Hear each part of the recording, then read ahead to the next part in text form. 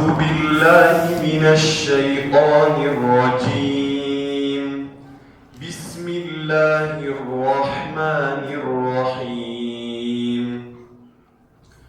إن جهنم كانت مرصادا للطاغين مآبا لابثين فيها أحقابا لا يذوقون فيها بردا ولا شرابا إلا حميما وغساقا جزاء وفاقا إنهم كانوا لا يرجون حسابا وكذبوا بآياتنا كذابا وكل شيء أحصيناه كتابا فذوقوا فلن نزيدكم إلا عذابا إن للمتقين مفازا حدائق وأعنابا وكواعب أترابا وكأسا دهاقا لا يسمعون فيها لغوا ولا كذابا جزاء من ربك عطاء حسابا رب السماوات والأرض وما بينهما الرحمن لا يملكون منه خطابا يوم يقوم الروح والملائكة صفا لا يتكلمون إلا من أذن له الرحمن وقال صوابا ذلك اليوم الحق فمن شاء اتخذ إلى ربه مآبا إنا أنذرناكم عذابا قريبا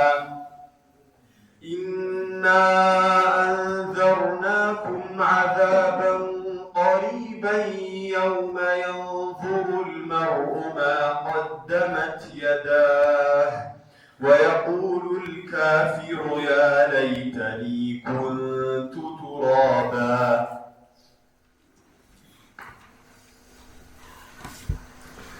أعوذ بالله السميع العليم من الشيطان الرجيم من همزه ونفخه ونفثه. اللهم لا علم لنا إلا ما علمتنا إنك أنت العليم الحكيم وتب علينا إنك أنت التواب الرحيم. اللهم اجعل القرآن العظيم ربيع قلوبنا ونور صدورنا وجلاء أحزاننا وذهاب همومنا وغمومنا برحمتك يا أرحم الراحمين.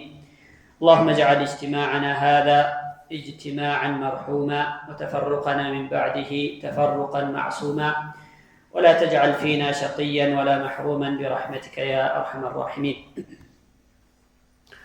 يا سورة النبأ የመጀመሪያዎቹን አንቀጾች እንግዲህ ባለፉት ደርሶች ላይ ለማየት ሞክረናል። ሱረቱ ነባእ ስለ ቂያማ ምንነት፣ ስለ ቂያማ አነበኡል ዐዚም ስለ ታላቁ ዜና፣ ስለ ታላቁ ጉዳይ የምታብራራ የምትዘረዝር ምዕራፍ ናት። ከዚህ በፊት እንዳየነው አላህ ሱብሓነሁ ወተዓላ በዚች ምዕራፍ ላይ የፈጠራቸውን ያስገኛቸውን ነገሮችን በመግለጽ ሁሉን ቻይነቱን ገልጿል ወይም ተናግሮበታል። እንደዚሁም ከሞት በኋላ ሰዎችን ወደ ህይወት ዳግም መመለስና መቀስቀስ እሱን ምንም የማይከብደውና ማያዳግተው ነገር መሆኑን በእግረ መንገድ ጠቅሷል ማለት ነው። ከዛ አስከትሎ ደግሞ ኢነ የውመል ፈስሊ ካነ ሚቃታ፣ እንግዲህ የመለያው ቀን ፍርዱ የሚሰጥበት ቀን ሐቅና ባጢል የሚለይበት የሆነው ቀን የቀጠሮ ቀን መሆኑን አላህ ሱብሓነሁ ወተዓላ አብራርቷል፣ ገልጿል።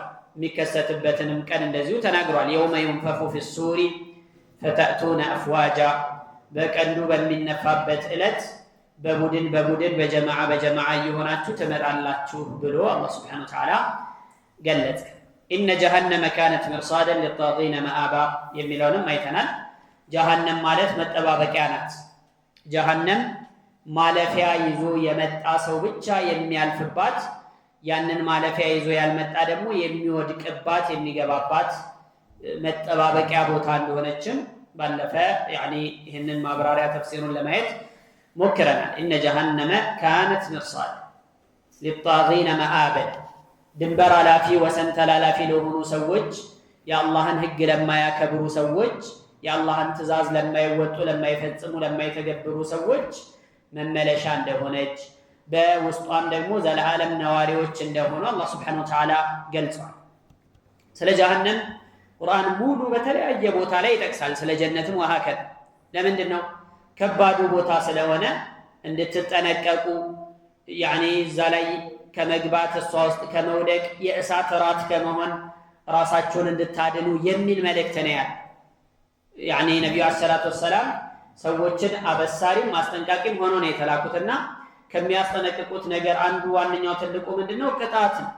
የአላህ ሱብሓነሁ ወተዓላ ቅጣት እንዳይመጣባችሁ በሱ መስመር ተገኙ፣ እሱ የሚላችሁን ነገር ተግብሩ የሚል ነው የሚያስጠነቅቁበት አንዱ ነገር። ስለዚህ ቁርአን ውስጥ በተለያየ ምዕራፍ ላይ በተለያየ ሱራ ላይ በተለያየ ቦታ ላይ እየተደጋገመ ስለ ጀሃነም ይናገራል፣ ስለ ጀነት ይናገራል። የጀነትን ሲፋቶች፣ የጀነትን ሰዎች ምንነት፣ ባህሪያቸው ምንድነው፣ ስራቸው ምንድነው፣ ሁኔታቸው ምንድነው እንዳለ ይዘረዝራል ማለት ነው። እና እዚህ ምዕራፍ ላይ ያለው ተመሳሳይ ነገር ነው። ኢነ ጀሃነመ ካነት ሚርሳደን ሊጣጊነ መአበን ላቢቲነ ፊሃ አሕቃባ በውስጧ ዘውታሪዎች ይሆናሉ። አሕቃበን ላቢቲነ ማለት የሚቆዩ ይሆናል። ፊሃ በውስጧ አሕቃበን ረጅም ዘመናት። ምን ያክል ዘመን ነው የሚቆዩት ሲባል አበደል አባድ ነው፣ ማለቂያ የለው። ኩለማ እንቀዳ ሕቅቡን ኸለፈሁ አኸር አንዱ ዘመን ባለቀ ቁጥር ሌላ ዘመን እየተካ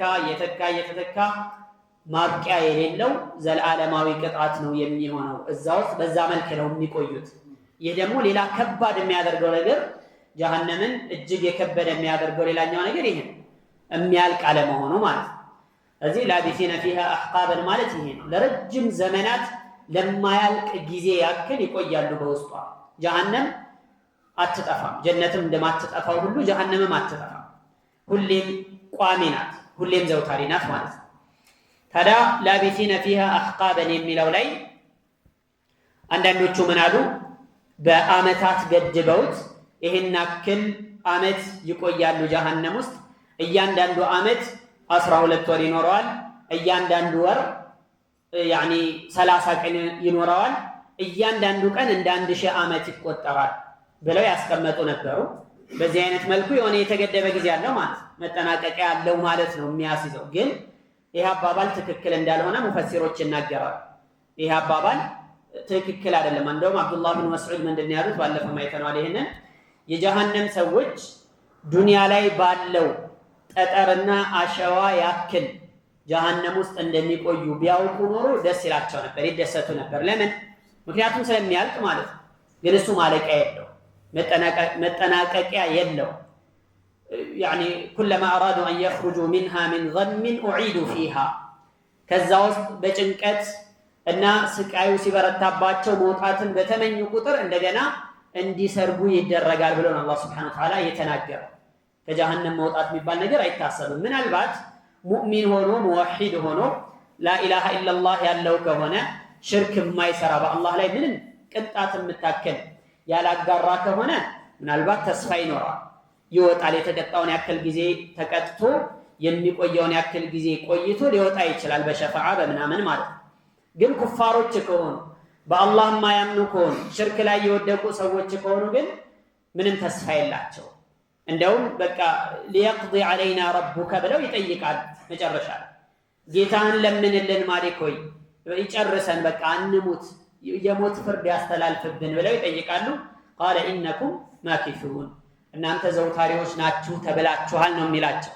እዚህ ከጀሃነም መውጣት የሚባል ነገር የለም። ላቢቲነ ፊሃ አሕቃበን አበደል አባድ ዘላለም እዛ ውስጥ ነዋሪዎች ናቸው ማለት ነው።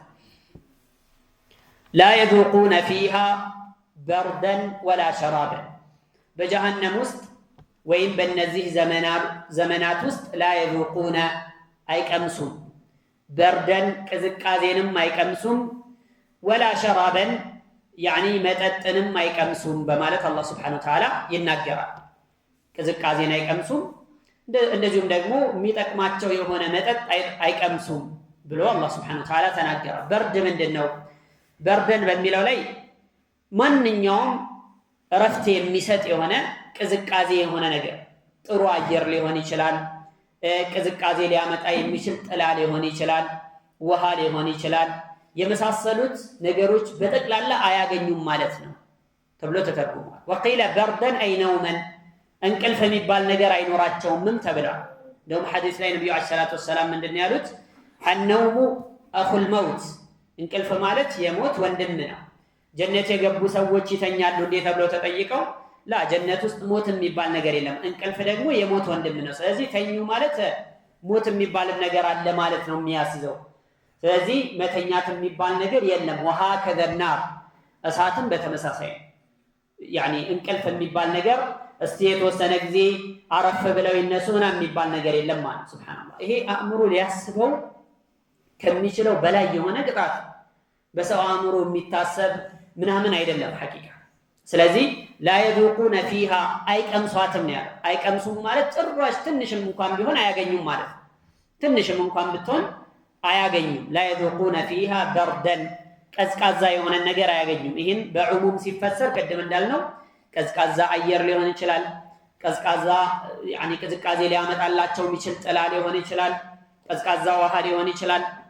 አያገኙም። ይሄን በخصوص ከተፈሰረ ደግሞ لا يذوقون فيها بردا يعني نوما እንቅልፍ የሚባል ነገር አይቀምሱም።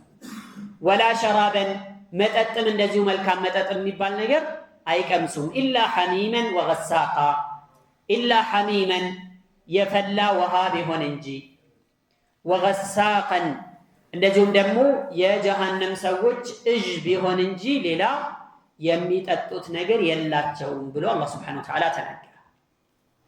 ሐሚም ማለት የፈላ ውሃ በመፍላት የመጨረሻውን ጥግ የደረሰ የሆነ ውሃ ነው።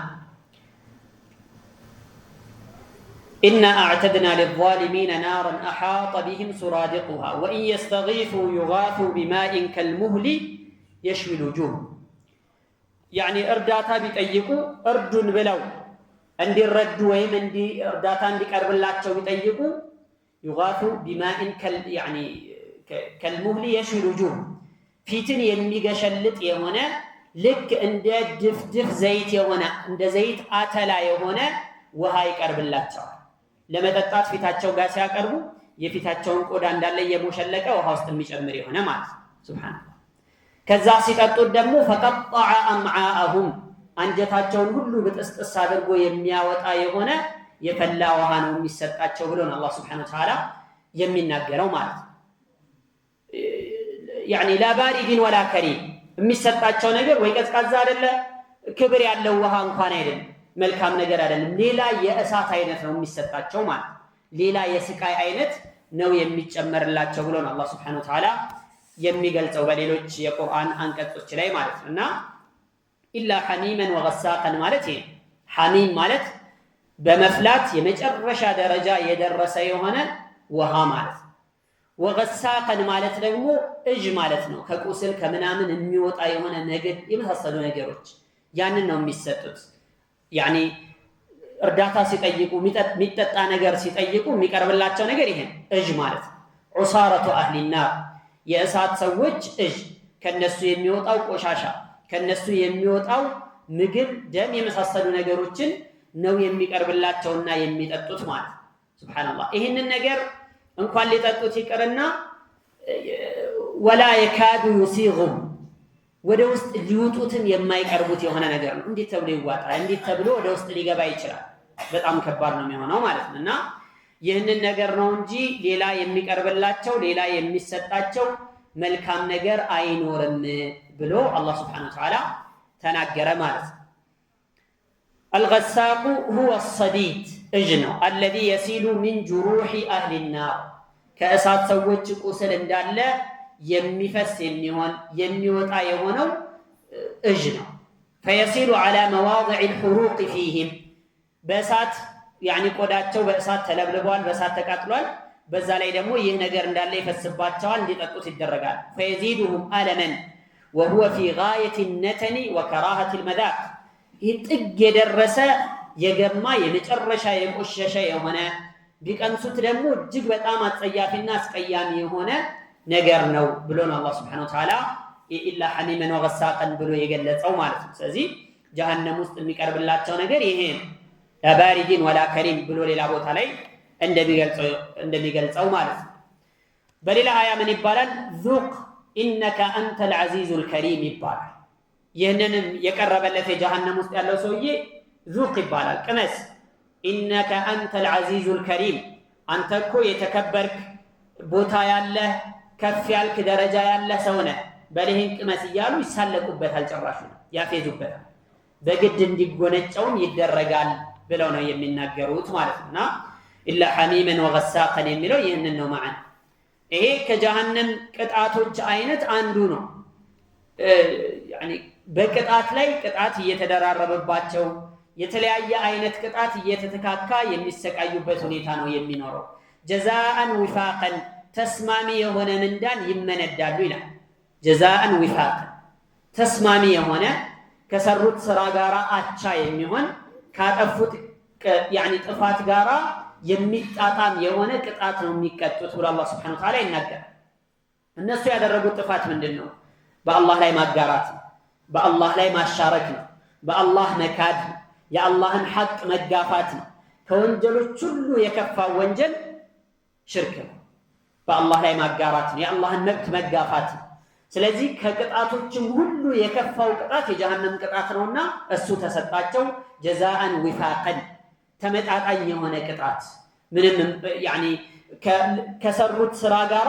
አብሮ ሊሄድ የሚችል ቅጣት ነው የተቀጡት ብሎ አላህ Subhanahu Wa Ta'ala ይናገራል ማለት ولا ذنب اكبر من الشرك ከሽርክ የከፋ ወንጀል ሽርክ ሲባል ሰዎች እንደቀላል ይመለከቱታል ወይም ዝም ብሎ አፍ ላይ ብቻ የሚነገር ነገር ይመስላል لا والله አፍ ላይ ብቻ የሚነገር ነገር አይደለም يعني ቀላልም ወንጀልም አይደለም ከወንጀሎች ሁሉ የከፋ ወንጀል ሽርክ ወንጀል የተባለ ሁሉ አምሯችሁ ላይ ብታስቡ ሽርክም ሊደርስና ሊጠጋው የሚችል ምንም ነገር የለም የአላህን ሐቅ መቀናቀን የአላህን ሐቅ መጋፋት የአላህን ድንበር መጣስ ስለሆነ ማለት ነው ስለዚህ ሽርክ ከባድ ስለሆነ ኢነላህ ላ يغفر ان يشرك به ብሏል በሌላ አያ ምን አለ انه من يشرك بالله فقد حرم الله عليه الجنه ومأواه النار وما للظالمين من انصار انه بالله ላይ የሚያጋራ የሆነ ሰው አላህ Subhanahu Wa Ta'ala ጀነትን በሱ ላይ እርም አድርጎበታል حرام ነው ማለት ሽርክ የሰራ ሰው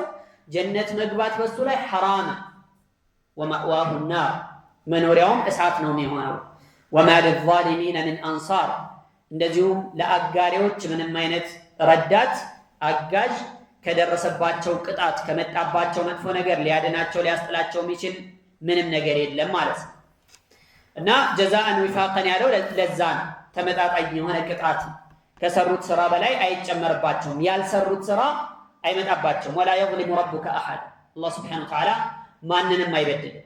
ማንንም አይበድልም ስለዚህ እነዚህ ሰዎች ይህ ሁሉ ቅጣት የመጣባቸው በሰሩት ስራና ባጠፉት ጥፋት ምክንያት ነው ማለት ነው ان الله لا يظلم الناس شيئا ولكن الناس انفسهم يظلمون الله ቅንጣት ታከለ እንኳን ሰዎችን አይበድልም ሰዎች ነገር ግን ሰዎች ራሳቸውን በራሳቸው ይበድላሉ ብሎ ነው የሚናገረው ማለትና እነዚህ ሰዎች የመጣባቸው ቅጣት የደረሰባቸው መጥፎ ነገር በሰሩት ስራ ምክንያት ነው እንጂ ባልሰሩት ነገር አይደለም በሰሩት ነገር ምክንያት ነው ማለት ጀዛአን ወፋቀን ያለው ለዛ ከዚያ ማስከተለ انهم كانوا لا يرجون حسابا وكذبوا باياتنا كذابا انهم እነዚህ ሰዎች ጀሃነም የተፈረደባቸው ጀሃነም የወረዱ ወደ እሳት የገቡት ሰዎች كانوا لا يرجون አይፈሩም ነበር ሒሳበን ምርመራን አይፈሩም ነበር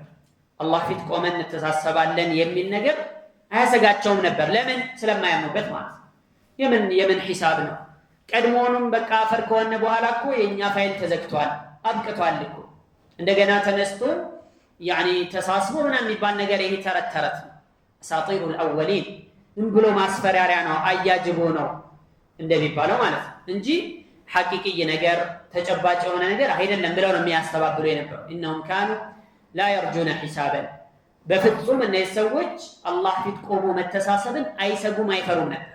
ለዚህ ያበቃቸው ይሄ ነው። አይፈሩም ነበር። ስለዚህ መርማሪ የለብንም መጠየቅ የለም ብለው ስለሚያስቡ ያለምንም ገደብ ያለምንም ከልካይ የፈለጉትን ነገር ያተራምሱ ነበር ዱንያ ላይ። ለምን? لأنهم ينكرون البعث ከሞት በኋላ መቀስቀስ የሚባለው ነገር ይቃወሙ ስለነበረ ወይም አይቀበሉ ስለነበረ ማለት። አንዳንዶቹ ደግሞ ምን ይላሉ? ያመነ የተጠመቀ ይድናል ይላል፣ ያላመነ ግን ይፈረድበታል ይላል። ሰውየው ካመነ ከተጠመቀ በውሃ ውስጥ ከተነከረ በቃ የሱ ነገር አብቅቷል፣ የፈለገውን ነገር ቢሰራ ችግር የለበትም ምንም ነገር ቢያደርግ ብለው ይላል። ይሄ ኩፍር ነው መጀመሪያ አሳሰን ማለት። ሚድነው ማን ነው?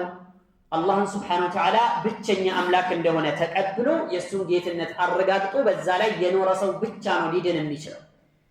ከዛ በተረፈ እንደዚህ ካደረክ ትድናለህ፣ እንደዚህ ካደረክ እንደውም ድሮ ጊዜ እኮ ምን ነበር ያኒ የጀነት ሰርተፍኬት የሚሸጡ ሰዎች ነበሩ አይደል?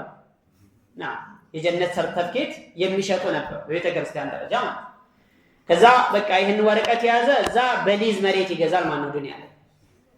እንደዚህ አይነት ጫዋታ ነበር። ይሄ አይደለም መዳን የፈለገ ሰው፣ ከእሳት መትረፍ የፈለገ ሰው፣ ከዘላለማዊ እሳት መዳን የፈለገ ሰው በአላህ ማመን ነው። መንገዱ ይሄ ነው። በአላህ ሱብሓነሁ ወተዓላ አምኖ ለዛን ቀን የሚያስፈልጉትን ነገሮች ያዘጋጀ ለዛ ሀገር የኖረ ሰው ብቻ ነው ሊድን ሊተርፍ ሰላም ሊሆን እና ነጃ ሊወጣ ጀነት ሊገባ የሚችለው እንደዚህ አይነት ሰው። እነዚህ ሰዎች إنهم كانوا لا يرجون حسابا በፍጹም አላህ ሱብሓነሁ ወተዓላ ፊት ቆሞ መመርመርን አይፈሩም ነበር። ዛሬ ግን ያኒ ብዙ ሙስሊሞች በስም ሙስሊም ሆነው አላህ ሱብሓነሁ ወተዓላ ፊት ቆሜ ተሳሰባለሁ የሚል ነገር 100% ከውስጣቸው ያወጡ ብዙዎች አሉ። የዚህ መገለጫው ደግሞ ብዙ አይነት ነው።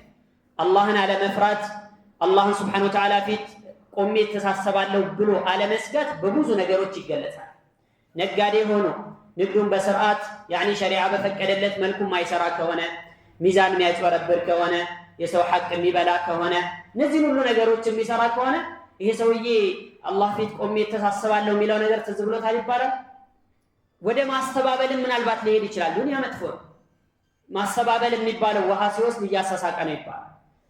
ወደዛ የሚሄድበት ወደ ኩፍር መንገድ ወደ ኢልሃድ የሚገባበት መንገድ በሂደት ቀስ በቀስ እያለ የሚመጣ ነገር ይሆናል። ዱንያን ሲቀምስ ያኒ ሲጣፍጠው በተለያዩ መንገዶች ሐራም ሐላል የሚባል ነገር ማየት ሲተው ያኒ በቃ ምንድነው በዚያ መልኩ አትገድቡን አሳሪ ነው ይላል።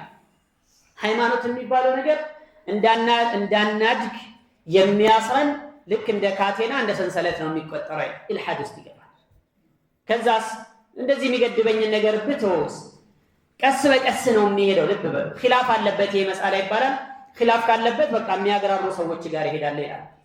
ይቻላል በሚሉ ሰዎች መዝሐብ ይሄዳል። طيب ሌላም ነገር ይመጣበታል። እንደዚሁ እያለ ከይቻልም ቢባለስ ነው እንግዲህ ከተቻለ الحلال ما حل في الجيب ይላል። ሐላል ማለት ኪስ ውስጥ የገባ ኪስ ከገባ ሐላል ችግር የለም፣ ኬትም ይምጣ ኬት ችግር የለውም ብሎ ይላል። ይሄ አንድ መንገድ ነው፣ እንደ ምሳሌ ነው ያነሳው።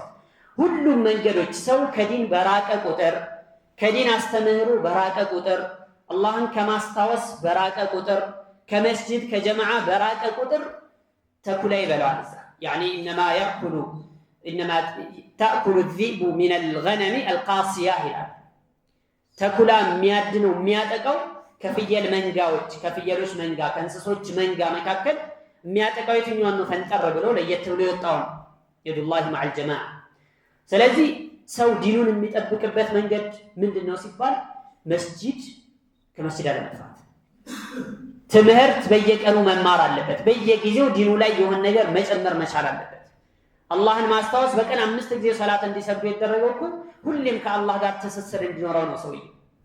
ይህን ነገር ሙሉ ለሙሉ ከተወ ከራቀ በቃ ሐሳቡ ቀኑ ውሎ ያኒ ማታው ምሽቱ ሁሉም ነገር ከሙስሊሞችና ከኢስላም የራቀ ከሆነ ወደ ኢልሃድ ወደ ኩፍር የሚገባበት መንገድ ብዙ ነው። በአሁን ሰዓት ላይ በተለይ ብዥታዎች በጣም ይሰራጫሉ። በጣም ብዙ አይነት ናቸው። ሶሻል ሚዲያ በተለይ መጥቷል ማሻአላህ ዛሬ ላይ እያንዳንዱ አፍካር እያንዳንዱ አመለካከት እያንዳንዱ የቆሸሸ ነገር ሁሉ ያለ ገደብ ያገኘዋል ማለት ቁጭ ብሎ ቁርአንና ሐዲስን ካልተማረ ትክክለኛ የሆነውን ሸሪዓ ካልተማረ ከመንገድ የሚያስወጡት ወጥመዶች እጅግ በጣም የበዙበት ጊዜ ነው።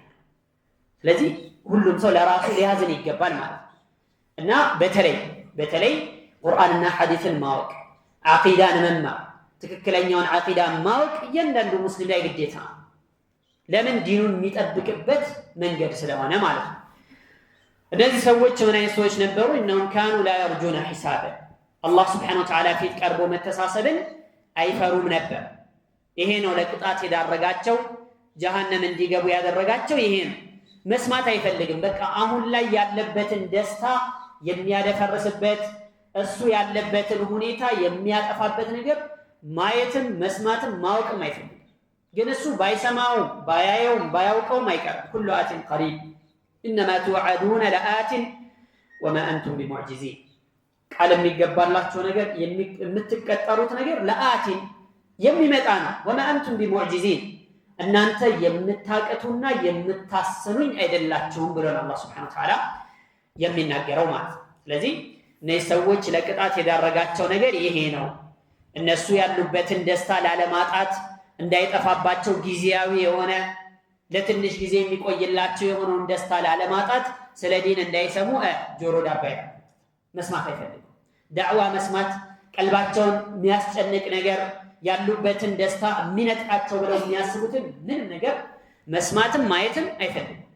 ግን አይቀርም የፈለገ ቢሸሹት የፈለገ ቢርቁት አይቀርም ሞት አይቀርምና ከሞት በኋላ መቀስቀስና አላህ Subhanahu Wa Ta'ala ፊት መቆም አይቀርምና እነሱ ይህንን ነገር ይሄ ቀልባቸውን የሸፈነባቸውን ነገር ትተው ዲንን ለመስማት ልባቸውን እስካልከፈቱ ድረስ አሁን አደጋ ላይ ናቸው ያሉት ማለት ነው። ከዛም አስከትሎ እንዲህ አለ ወከዘቡ ቢአያቲና ኪዛበን ባንቀጾቻችን ማስተባበልን አስተባብለው ነበር። እነሁም ካኑ ላ የርጁነ ሒሳባ ወከዘቡ ቢአያቲና ኪዛባ በእኛ አንቀጾች ባወረድንላቸው መልእክቶች ማስተባበልን አስተባብለዋል። ፈጽሞ አንቀበልም ብለው ውሸት ነው ይሄ ዝም ብሎ ተረት ነው ምንም ሊሆን ሊፈጸም የማይችል ነገር ነው እያሉ ያስተባብሉ ነበር። በነቢዩ ሰለላሁ ዐለይሂ ወሰለም አስተባበሉ። ይዘው የመጡትን ወህይ ልክ እንደ ፀሐይ ብርሃን ፍንትው ያለ ምንም ጥርጣሬ የሌለበት የሆነ ምንም አይነት መመሳሰልና ምንም ሹብሃ የሌለበትን ግልጽ ያለውን ፍንትው ያለውን መልእክት የአላህን ሱብሓነሁ ወተዓላ መልእክት አንቀበልም ብለው አስተባብለው ነበር። ማስተባበልን አስተባብለው ነበር። ይሄ ነው ለዚህ የዳረጋቸው ጀሃነም እንዲወርዱ ያደረጋቸው ይሄ ነው። እንደውም ምን አሉ ቁርአን ሲቀራላቸው ሱብሃንአላህ ወቃሉ እንዲህ አሉ ቁሉቡና ፊ አኪና ልቦቻችን ሽፋን ውስጥ ናት አሉ ሚማ ተድዑና ኢለይ አንተ ከምትጋብዘን ከምትጠራን ነገር ልቦቻችን በሽፋን ውስጥ ናቸው ተሸፍነዋል። ልባችን በሆነ ነገር ተጠቅልሏል። ወፊ አዛኒና ወቅሩን ጆሮአችን ላይ ደግሞ ሸክም አለ ድንቁርና አለ እንዳንሰማው የሚያግደን የሆነ ወሚን በይኒና ወበይኒከ ሒጃብ በእኛና በአንተ መካከል ደግሞ ግርዶሽ አለ ፈዕመል ኢነና ዓሚሉን በቃ አንተም የራስህን እውነት ነው ብለህ ያሰብክበትን ስራ እኛም እንሰራለን ብለዋል። ሱብሃንአላህ ይሄ የጥመት ጥግ ቁርአኑ ሲወራላቸው ቁርአን ሲነበብላቸው ሲነገራቸው በቃ አንተ አትልፋ ልባችን ምን ሆናል ተሸፍኗል። ልባችን በሆነ ነገር ውስጥ ገብቷል። አንተ የምትለው ነገር ፈጽሞ ውስጣችን ሊወድቅ ውስጣችን ሊገባ አይችልም። ይሄ ብቻም አይደለም ጆሮአችን ላይ ደግሞ ድንቁርና አለ። አንተ የምትለው ነገር መስማት አንችልም። ወሚን በይኒና ወበይኒከ ሒጃብ በመካከላችን ደግሞ እንዳንገናኝ የሚያደርግ ግርዶሽ አለ መጋረጃ አለ። እኛና አንተና እኛ የሚያገናኘን ነገር የለም በምንም አንገናኝም። ስለዚህ ፈዕመል ኢነና ዓሚሉን አንተም የራስህን ስራ በራስህ መንገድ ሂድ እኛን ተወን። ኢነና ዓሚሉን እኛ ምን ሰራለን አንተም የመሰለህን ስራ ብለው ነቢዩ ሰለላሁ ዐለይሂ ወሰለም በዚህ ቃል በዚህ መልክ ያናገሯቸው ነበር ማለት ነው። ይህ በጣም ከባድ የሆነ ያኒ ከጥመትም የባሰ የሆነ ጥመት። ሰው እኮ የሚነገረውን ነገር ሰምቶ አመዛዝኖ ግራ ቀኙን ተመልክቶ አውጥቶ አውርዶ የሚበጀውን ነገር መያዝ ያለ። እነዚህ ሰዎች ግን መስማት አንፈልግም አሳሰን እንደውም ሌላ ቦታ ላይ ምንድን ያሉት በሱረቱል አንፋል ላይ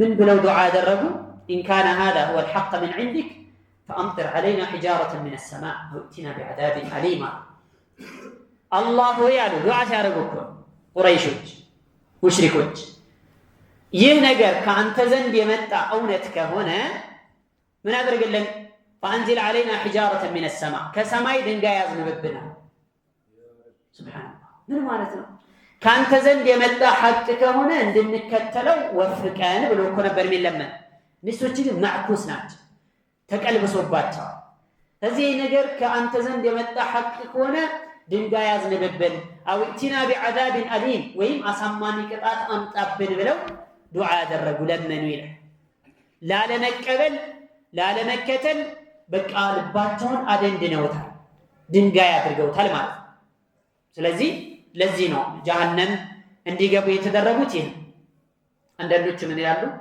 ጀሃነም የተፈጠረችው የደረቁ ልቦናዎችን ለማለዘብ ነው ይላሉ ደረቅ የሆነ መውዒዛ ማይገባው አላህን የማይፈራ አላህን የማያስታውስ የሆኑ የደረቁ ልቦችን ለማለዘብ ነው ጀሃነም የተፈጠረችው ሱብሃንአላህ ይህ ከባድ ነው በጣም ስለዚህ እነዚህ ሰዎች ጀሃነም እንዲገቡ ሰበብ የሆናቸው ይህ ነው አለማመናቸው በአላህ ማጋራታቸው እና የአላህን አንቀጾች ማስተባበላቸው ዋነኛው ምክንያት ጀሃነም እንዲወርዱ ያደረጋቸው ትልቁ ነገር ይሄ ነው ብሎ አላህ Subhanahu Wa Ta'ala ገለጸ አሁንም አስከተለ وكل شيء احصيناه كتابا ሁሉንም ነገር በመጽሐፍ ውስጥ ጠቅልለናል ሁሉንም ነገር መጽሐፍ ውስጥ መዝግበናል አላህ Subhanahu Wa Ta'ala ما فرطنا في الكتاب من شيء በጽሁፍ ውስጥ በመጽሐፍ ውስጥ ምንም ነገር ያስቀረነው የተውነው ነገር የለም ብሎ እንደሚገልጸው ማለት ነው ሁሉንም እነዚህ ሰዎች የሚሰሩትን ጥፋት የሚያደርጉትን ድርጊት አላህ ላይ የሚናገሩትን ለሰማይ ለምድር የከበደ የሆነ ቃል መዝግበን ይዘናል አንረሳው አህሳሁ الله ونسوه አላህ Subhanahu Wa Ta'ala ያንዳንዱን ያደረጉትን ነገር መዝግቦ አስቀምጦ ይዟል እነሱ ግን ረስተውታል የቂያማ ቀን ደግሞ ያን ነገር ሁሉ ያመጣላቸዋል እንደለመዱት ሊያስተባብሉ ፈጽሞ ይሄን አላደረግንም ሊሉ ይዳዳቸዋል ይሞክራል ይፈልጋል ግን ምስክሮች ይመጡባቸውና ይሄን ነገር እንዳደረጉ በተጨባጭ መዝገብ ይሰጣቸዋል የሥራ መዝገባቸውን ማለት ነው وكل شيء احصيناه كتابا ሁሉንም ነገር በጽሁፍ አስቀምጠናል አላህ ሚራሳም ይዘነጋ አይደለም لا يضل ربي ولا ينسى ጌታዬ ፈጽሞ አይሳሳትም አይረሳም ከመርሳት እንኳን መርሳት ይቀርና በጽሁፍ ተመዝግቦ ተጽፎ የተቀመጠ ነገር ነው لا يعزب شيء عن علمه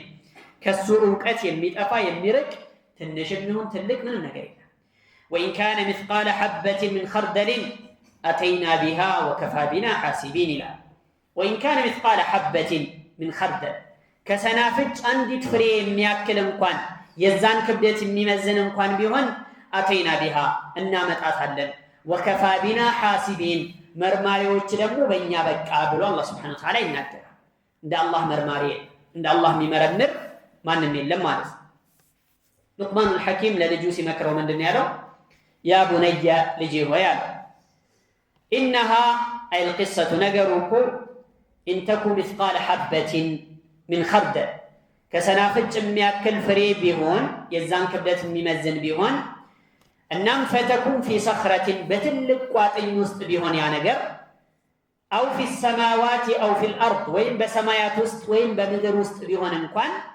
ياتي بها الله ያችን ነገር አላህ ያመጣታል አይቀርም አንተ የሰራው ምንም ይሁን ምን خيرም ሰራ ይሁን ሸር ትንሽም ይሁን ትልቅ መምጣት አይቀርም فمن يعمل مثقال ذرة خيرا يره ومن يعمل مثقال ذرة شرا يره እንዳለው ማለት በሌላ አያ ምን አለ عالم الغيب የሩቅ ምስጢሮችን ሁሉ አዋቂ ነው አላህ ማለት لا يعزب عنه مثقال ذرة የብናኝ ክብደት የሚያክል እንኳን ከሱ ዕውቀት አይሰወርም አይጠፋም في السماوات ولا في الأرض በሰማያትም በምድር ولا أصغر من ذلك ከዚህ ያነሰም የለም ولا أكبر ከዚህም የገዘፈ የለ إلا في كتاب مبين ግልጽ በሆነው መጽሐፍ ላይ ተጽፎ የተቀመጠ የተመዘገበ ቢሆን እንጂ ብሬ የቂያማ ቀን ሁሉም ሰው የሥራውን መዝገብ ይሰጣዋል ሙጅሪም የሆኑ ሰዎች አመፀኛ ወንጀለኛ የሆኑ ምን ያሉ ወየቁሉነ ያ ወይለተና ወይ ምኞታችን ወይ ጥፋታችን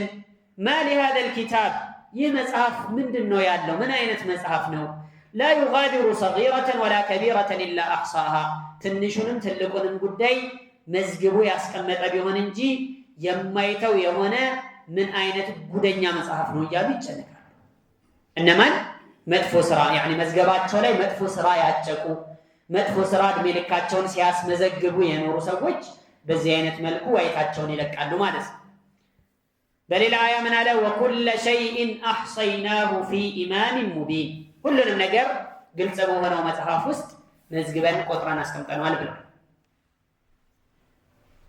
ما يلفظ من قول الا لديه رقيب عتيد በሌላ አያ ደግሞ አንዲትም ንግግር አይናገርም ከአፉ አንዲትም ቃል አይወረውርም إلا لديه رقيب عتيد እሱ አጠገብ ጠባቂና ተጠባባቂ የሆነ ተቀማጭ የሆነ መልአክ ቢኖር እንጂ ብሎ አላህ Subhanahu Wa Ta'ala ይናገራል ማለት ነው። ስለዚህ وكل شيء احصيناه كتابا ማለት ይሄ ነው ትርጉሙ።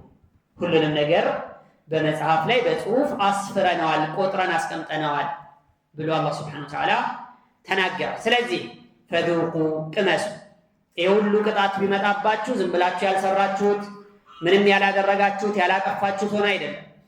فذوقوا ቅመሱ فلن نزيدكم إلا عذابا ቅጣትን እንጂ ሌላ አንጨምርላችሁም ይባላል። ጀሃነም ውስጥ እየቆዩ ሲሄድ ቅጣቱን እየለመዱት እየቀለለላቸው መሄድ የሚባል ነገር የለም። ሁሌ አዲስ አይለመድም። እሳት እንዴት ይለመዳል? ሱብሃንአላህ فذوقوا فلن نزيدكم إلا عذابا ቅጣት እንጂ ሌላ አንጨምርላችሁም ቅመሱ ተብለው ይቀጣሉ ብሎ አላህ Subhanahu Wa Ta'ala ተናገረ። عن عبد الله بن عمرو بن العاص وأبي برزة الأسلمي وأبي هريرة من قالوا أن هذه الآية أجي أنكذ فذوقوا فلن نزيدكم إلا عذابا مثلها أشد ما نزل في أهل النار سل جهنم سوج كوردوا የቁርአን አያዎች ሁሉ በጣም ከባድ ይሄ ብዙ ነገሮችን የሚጠቅሱ ብዙ የቅጣት አይነቶችን የሚያብራሩ አንቀጾች አሉ። ግን ይሄ አያ በጣም ከባድ ነው። ምንድነው ያከበደው?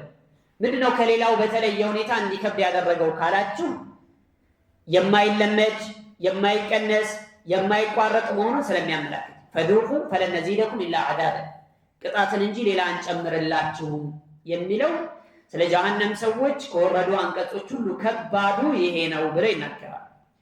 وذلك لأنهم كلما استغاثوا بنوع من العذاب በአንዱ የቅጣት አይነት አልቻልንም ከበደን ድረሱልን እያሉ ሲጮሁ أغيثوا بأشد منه በባሰ ነው የሚቀጡት። የሚቀየርላቸው ቅጣት መጀመሪያ ከነበረው የባሰ ነው የሚሆነው።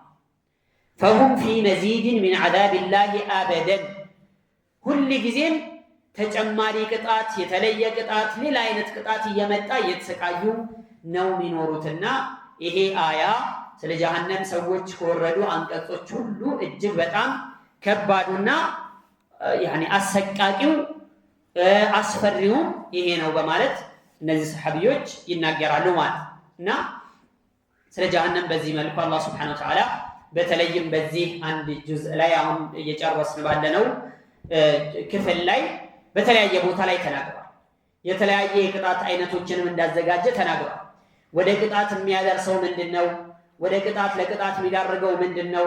ለጀሃነም የሚያበቃው ነገር ምንድነው? የሚሉትን ነገሮች በዝርዝር ተናግሯል በተለያዩ ምዕራፎች ላይ ማለት እና እነዚህን ማስተንተን ማሰላሰል መለስ ብሎ ማየት የግድ ለምን? ምክንያቱም አላህ Subhanahu Wa Ta'ala እነዚህን ነገሮች የሚናገርበት እነዚህን ነገሮች የሚያብራራበት የራሱ የሆነ ምክንያት ስላለው ምክንያቱ ምንድነው? يعني ሰዎች ከዚህ አይነት ቅጣት እንዲጠነቀቁና ራሳቸውን እንዲጠብቁ በማለት ስለሆነ ይህንን በደንብ يعني ማስተንተንና ማሰላሰል የጀሃነምን ክብደት ማሰብ አስፈላጊ የሆነ ነገር ነው ማለት ነው። طيب ከዚህ በማስከተል ደግሞ ሁለተኛውን ክፍል يعني ስለ ጀሃነም ሰዎች ስለ ጀሃነም ሁኔታ ከተናገረ በኋላ ስለ ጀነት ይናገራል። የቁርአን አካሄድ ይሄው የቁርአን አካሄድ መታኒ يعني ተመሳሳይ የሆኑ አንዱን ጃኒብ ተናግሮ አንደኛውን እግፋል የሚያደርግበት አካሄድ አይደለም ያለው ቁርአን። ስለ አንዱ ነገር ሲናገር ስለዛኛው ይጠቅሳል። ስለ ሙእሚኖች ሲናገር ስለ ኩፋሮች ይናገራል። ስለ ጀነት ሲናገር ስለ ጀሃነምም ይናገራል። ስለ ዱንያ ሲናገር ስለ አኺራ ይናገራል። ስለ ሰማይ ሲናገር ስለ ምድር ይናገራል። አያይዞ ነው የሚገልጸው፣ አያይዞ ነው የሚሄደው ቁርአኑ ማለት ነው። ይሄ ቁርአን የሚከተለው መንሃጅ የቁርአን አካሄድ ይሄው። ሁሉም ቦታ ላይ ቢሆን ቁርአን ስለ አንዱ ነገር ብቻ ተናግሮ ኢግፋል አያደርግም፣ ሌላኛውን አይዘነጋም፣ አይተውም ማለት ነው። ስለዚህ አሁን ቀጥሎ ስለ ጀነት ሰዎች ተናገረ። فقال تعالى إن للمتقين مفازا حدائق وأعنابا وكأسا دهاقا إن للمتقين مفازا الله لم يفروا سوج مدانيا بوتا አላቸው። መዳኛ ቦታ እስካሁን ከተጠቀሰው ከጀሃነም ስቃይ ከጀሃነም ቅጣት የሚድኑበት የሚያመልጡበት ቦታ የት ነው? ጀነት ማለት ነው። መፋዝ ማለት ያ ሙተቂን ማለት ነው ማለት ነው። አላህ Subhanahu Wa Ta'ala ለሚፈሩ ሰዎች አላህን መፍራት ማለት ነው ማለት ነው። አላህን መፍራት ማለት كما قال غير واحد من السلف በርካታ ሰለፎች እንደተናገሩት ومنهم علي بن ابي طالب العمل بالتنزيل በቁርአን መስራት ተቅዋ ማለት አላህን መፍራት ማለት በቁርአን መስራት والخوف من الجليل كهيا ጌታ ከአላህ Subhanahu Wa Ta'ala መፍራት አላህን መፍራት ማለት يعني እሱን መስጋት ቅጣቱን መፍራት ማለት والاستعداد ليوم الرحيل ለጉዞ ቀን ለሞት መዘጋጀት ስንቅ ማዘጋጀት ቀብር ሲገባ يعني ለዛ ቦታ ላይ ስንቅ የሚሆነውን ለዛ ቦታ ላይ የሚሆነውን ነገር ማዘጋጀት الاستعداد ليوم الرحيل ለጉዞ ቀን መዘጋጀት القناعة بالقليل طبعا የመጀመሪያ ነው እና በትንሽ ነገር ዱንያ ላይ ደግሞ በትንሽ ነገር መብቃቃት ነው። ተቅዋ ማለት ይሄ ነው በማለት ይናገራል። አንደኛው መጣና ጠየቀው ما هو التقوى ተቅዋ ምንድነው ብሎ ሲጠይቀው ተቅዋ ብሎ ማለት የሆነ እሾሃማ የሆነ መሬት ላይ ስትሄድ ሄደህ ታውቃለህ ወይ ብሎ ጠየቀው። አዎ አቡ ሁረይራ ነው ጠየቀው። እሾሃማ የሆነ መሬት ላይ ሄደህ ታውቃለህ? አዎ ሄጄ አውቃለሁ። ምን አደረግ? እያየሁ እየተመለከቱ ንጹህ ቦታ እየመረጥኩ እየረገጥኩ ነው የሄድኩት። ተቅዋ ማለት ይሄ ነው። ተቅዋ ማለት እያየህ መሄድ ማለት እያየህ መጓዝ ምን ማለት እንቅፋት እንዳይመታ እሾህ እንዳይወጋ ማለት አይደለም። በቀን ውሎህ ላይ በጠቅላላ ከአላህ የሚያጣላህን ነገር መጠንቀቅ ማለት አላህ የሚፈልገውን ነገር መስራት ማለት خلي الذنوب كصغيرها وكبيرها ذاك التقى ወንጀልን ተው ትንሹንም ትልቁንም ሁሉንም የወንጀል አይነት እርግፍ አድርገው ذاك التقى ተቅዋ ማለት ይሄ ነው። ሁሉንም ወንጀል መራቅ ማለት واعمل كماش فوق ارض الشوك يحذر ما يرى لك شوهما مريت ላይ እንደሚሄድ ሰው ሆነ يعني ስራ يحذر ما يرى የሚያየውን ነገር ይጠነቀቃል። ሾሃማ መሬት ላይ የሚሄድ ሰው لا تحقرن صغيرة إن الجبال من الحاصى ወንጀል ትንሽ ወንጀል ብለህ ደግሞ አትናቅ። ይሄን በሰራው ምን አለበት አትበል። ወንጀል የፈለገ ትንሽ ቢሆን ሲጠራቀም ብዙ ነው። إن الجبال من الحصى ይሄ የምታየው ትልቁ ግዙፉ ተራራ የትናንሽ ጠጠሮች ተረከበ። ትናንሽ ጠጠሮች ተነባብረው ተደራርበው ይህንን የሚያክል ግዙፍ ነገር ሊፈጥሩ እንደሚችሉ አትርሳ። ወንጀልም ዛሬ ትንሽ ነው ብለህ ስትሰራው ነገ ሌላ ስትጨምር እየተነባበረ እየተጨማመረ ምን ይሆናል? ሰውየውን ለጥፋት የሚዳርጉት ለጀሃነም የሚያበቁት ይሆናል። ولذلك يقولون لا كبيرة مع الاستغفار ولا صغيرة مع الإصرار ይላል። ትንሽ ወንጀል የሚባል የለም። በቋሚነት እየሰራኸው ሁሌም እያደረከው ትንሽ ወንጀል የሚባል የለም። ትንሽ ወንጀል ሁሌም የምትሰራው ከሆነ ከባድ ወንጀል ነው የሚባለው፣ ራሱ ይቀየራል። ከባድ ወንጀል ይባላል። ከባድ ወንጀል ደግሞ ተውበት ካረክ እስትግፋር ካደረክ ደግሞ ምንም አይደለም፣ አላህ ይመራሃል ማለት ነው። ከባድ ወንጀል ራሱ። ስለዚህ ማሰብ ያለብህ የወንጀሉን ትንሽነት ሳይሆን ያመጽከውን ጌታ ታላቅነት ነው ማሰብ ያለብህ። አላህ Subhanahu Wa Ta'ala ኃያል መሆኑን ታላቅ መሆኑን እንዴት እሱን አምጻለሁኝ እንዴት ወነጀላለሁ ብለህ ነው ማሰብ ያለብህ እንጂ የምትሰራው ስራ ትንሽ መሆኑን አይደለም ማሰብ ያለብህ ይላል። ስለዚህ إن للمتقين ለጥንቁቆቹ አላህን ለሚፈሩ ፈሪሃን ለሆኑ ሰዎች መፋዘን መዳኛ ቦታ አላቸው ብሎ ይናገራል ይገልጻል። للمتقين የሚለውን القرطبي رحمة الله عليه من ብሎ ይፈስሩታል። ذكر سبحانه وتعالى جزاء من اتقى مخالفة أمر الله يا الله انتزاز مقارن የሚጠነቀቅ ለሆነ ሰው የሚያገኘውን ዋጋ የተዘጋጀለትን ምንዳ አላህ Subhanahu Wa Ta'ala ጠቀሰ። ተቅዋ ማለት መፍራት ማለት ወንጀል ላለመስራት يعني ወንጀል ከመስራት አላህ መፍራት ማለት ሙኻለፈተ አምሪላህ ወይም አላህ ያዘዘህን ነገር ከመተው አላህን መፍራት ማለት። ስለዚህ ተቅዋ የሚባለው ባጭሩ ከተተረጎመ ምንድነው የሚባለው? አላህን Subhanahu Wa Ta'ala ያዘዘውን መታዘዝና ከከለከለው ነገር መራቅ ማለት ነው። ይሄ የተቅዋ ማዕና ሰብሰብ አድርጎ የሚይዝ የሆነ ማዕና ኢነ ሊልሙተቂነ መፋዘን ማለት ይሄ መፋዝ ማለት የሚድኑበት ቦታ አላቸው፣ መካን الفوز አላቸው፣ መካን الفلاح يعني የሚድኑበት ከቅጣት يعني የሚጠበቁበት የሆነ ሰላም የሚሆኑበት ቦታ አላቸው ማለት ነው ብለው ይተረጉማሉ በዚህ መልኩ ማለት فمن زحزح عن النار وادخل الجنة فقد فاز ከእሳት እንዲርቅ የተደረገና ጀነት እንዲገባ የተደረገ ሰው فقد فاز በርግጥም ተሳክቶለታል ተርፏል ድኗል ይባላል ብሎ አላህ Subhanahu Wa Ta'ala ይገልጻልና ይሄ መፋዝ ተብሎ የተገለጸው መካን الفوز የሚድኑበት ቦታ ነጃ የሚወጡበትና ከቅጣት የሚያመልጡበት ቦታ አላቸው ወወጀ። ከዚህ ቀጥሎ ያሉ አያዎች ደግሞ መፋዝ የሚለው ምንድነው የሚለውን የሚያበራራ ኢነ الሙተቂነ መፋዝ ሐዳኢቅ የአትክልት ቦታዎች አሏቸው። ሐዳኢቅ ማለት የታጠረ የሆነ ውስጡ ላይ የተለያዩ ፍራፍሬዎች የሚገኙበት የአትክልት ስፍራ ማለት ነው። ሐዳኢቅ ማለት ይሄ እንደዚህ አይነት የአትክልት ቦታ አለላቸው ለማን? للمتقين አላህን ለሚፈሩ ሰዎች ጀነት የተዘጋጀው አላህን ለሚፈሩ ሰዎች ናቸው። وأزلفت الجنة للمتقين غير بعيد ጀነት አላህን ለሚፈሩ ሰዎች ብዙም ያራቀች ሆና ትቀርባለች ብሎ አላህ Subhanahu Wa Ta'ala የሚናገረው ማለት ነው። من خشي الرحمن بالغيب وجاء بقلب منيب አላህን በሩቁ የፈራ የተመለሰ ልቦና ይዞ ተመላሽ በሆነ ልብ ወደ አላህ የመጣ ሰው የሚያገኘው የሚገባበት ቦታ ጀነት ብሎ እና ሐዳኢቅ አላቸው የታጠረ የሆነ የአትክልት ቦታ የፍራፍሬ አይነቶችና ዛፎች የሚገኙበት ቦታ አላቸው ማለት ነው።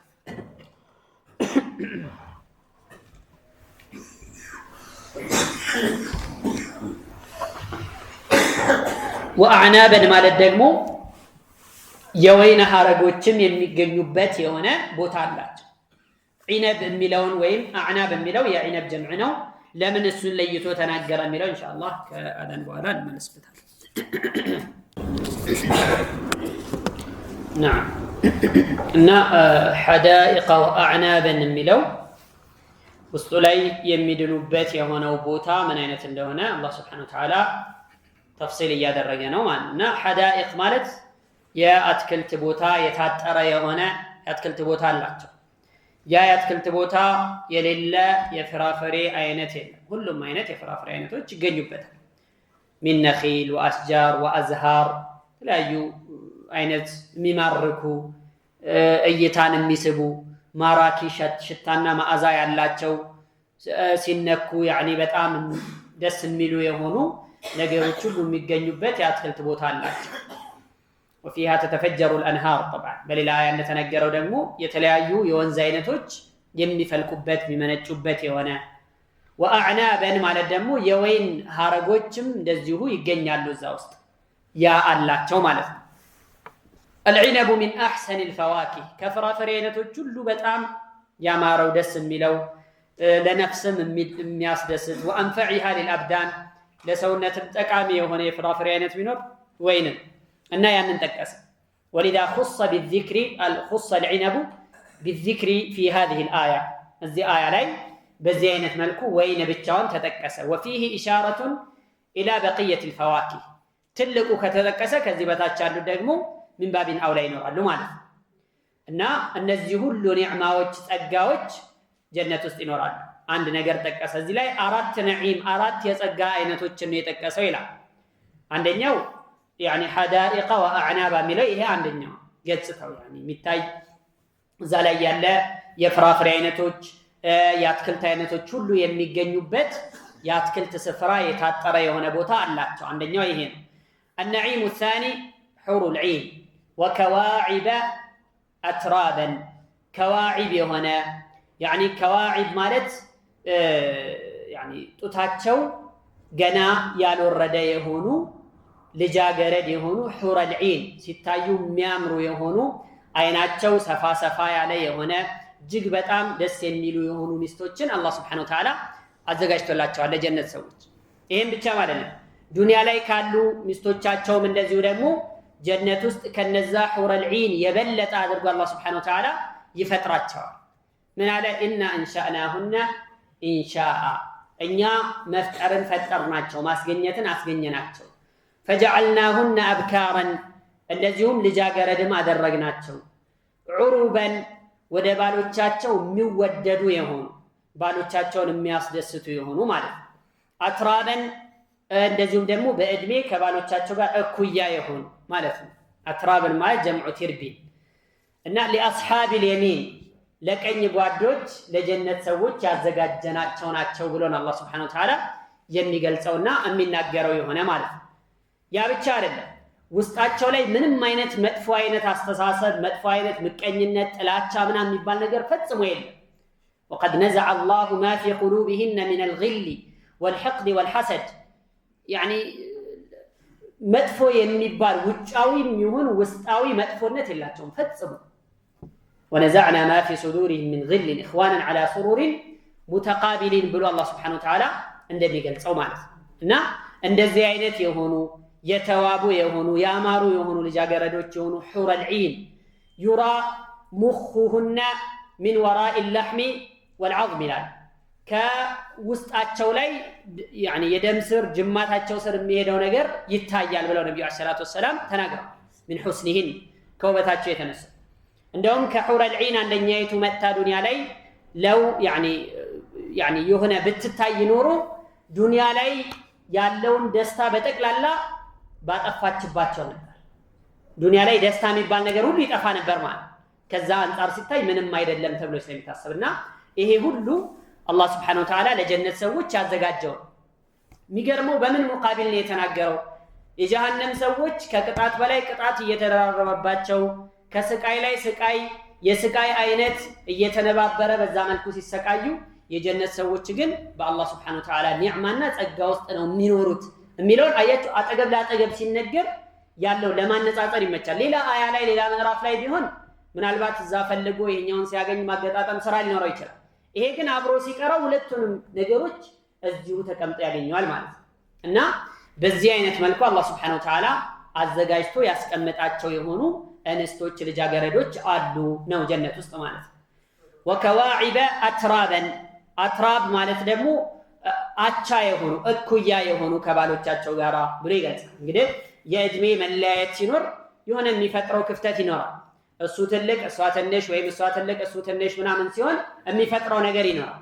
ግን አቻ ሲሆኑ እኩያ ሲሆኑ ግን የሚያመጣው የሚሰጠው መልካም ነገር አለ። ለዛ ነው ወከዋዒበ አትራበን ብሎ አላህ Subhanahu Wa Ta'ala በዚህ መልኩ የገለጸው። ኢንሻአላህ ወደፊት ደግሞ በጣም ብዙ ምዕራፎች ላይ ሰፋ ያለ ከዚህ የበለጠ ብዙ ትንታኔዎች ስላሉ ከዚህ ወጣ አጥተን طيب لا يسمعون وكأسا دهاقا ሌላ ደግሞ ጀነት ውስጥ የሚያገኙት ነገር ምንድነው? ከአስ ዲሃቀን የሞሉ የሆኑ በመጠጥ የሞሉ የሆኑ መጠጫ ብርጭቆች ተዘጋጅተዋል ጀነት ውስጥ يعني ሙልት ያሉ የሆኑ የተደረደሩ የሆኑ ተደጋጋሚ የሆኑ በቃ አልቋል የማይባል የሆነ ከአሰን ዲሃቀን ባይሆን ይሄንን የሚያገኙት እነማን ናቸው? ዱንያ ላይ ራሳቸውን ላቀቡ ሰዎች ነው ይሄ የተዘጋጀው ማለት ነው።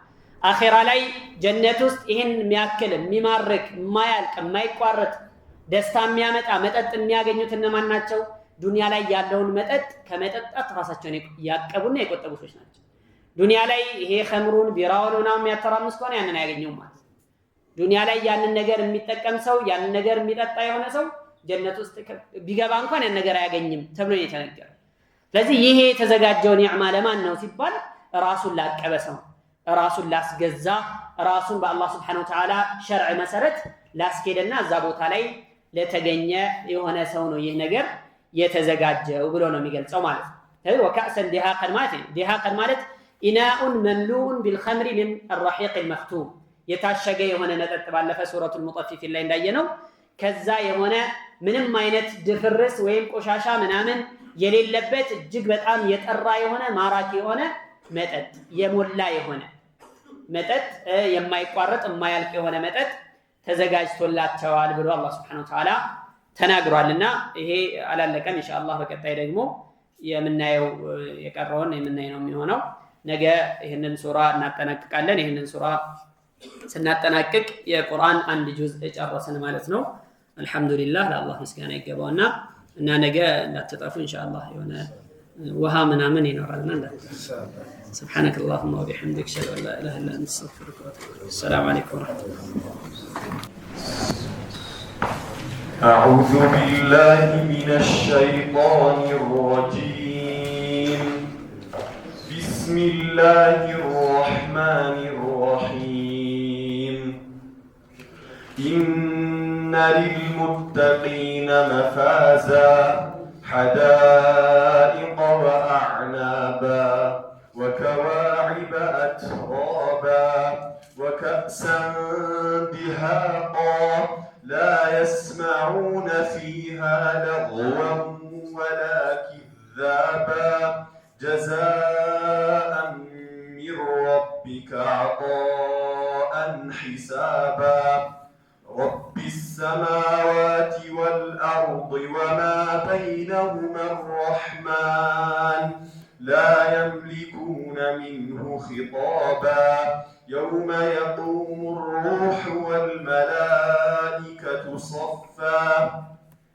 لا يتكلمون إلا من أذن له الرحمن وقال صوابا ذلك اليوم الحق فمن شاء اتخذ إلى ربه مآبا إنا أنذرناكم عذابا قريبا يوم ينظر المرء ما قدمت يداه ويقول الكافر يا ليتني كنت ترابا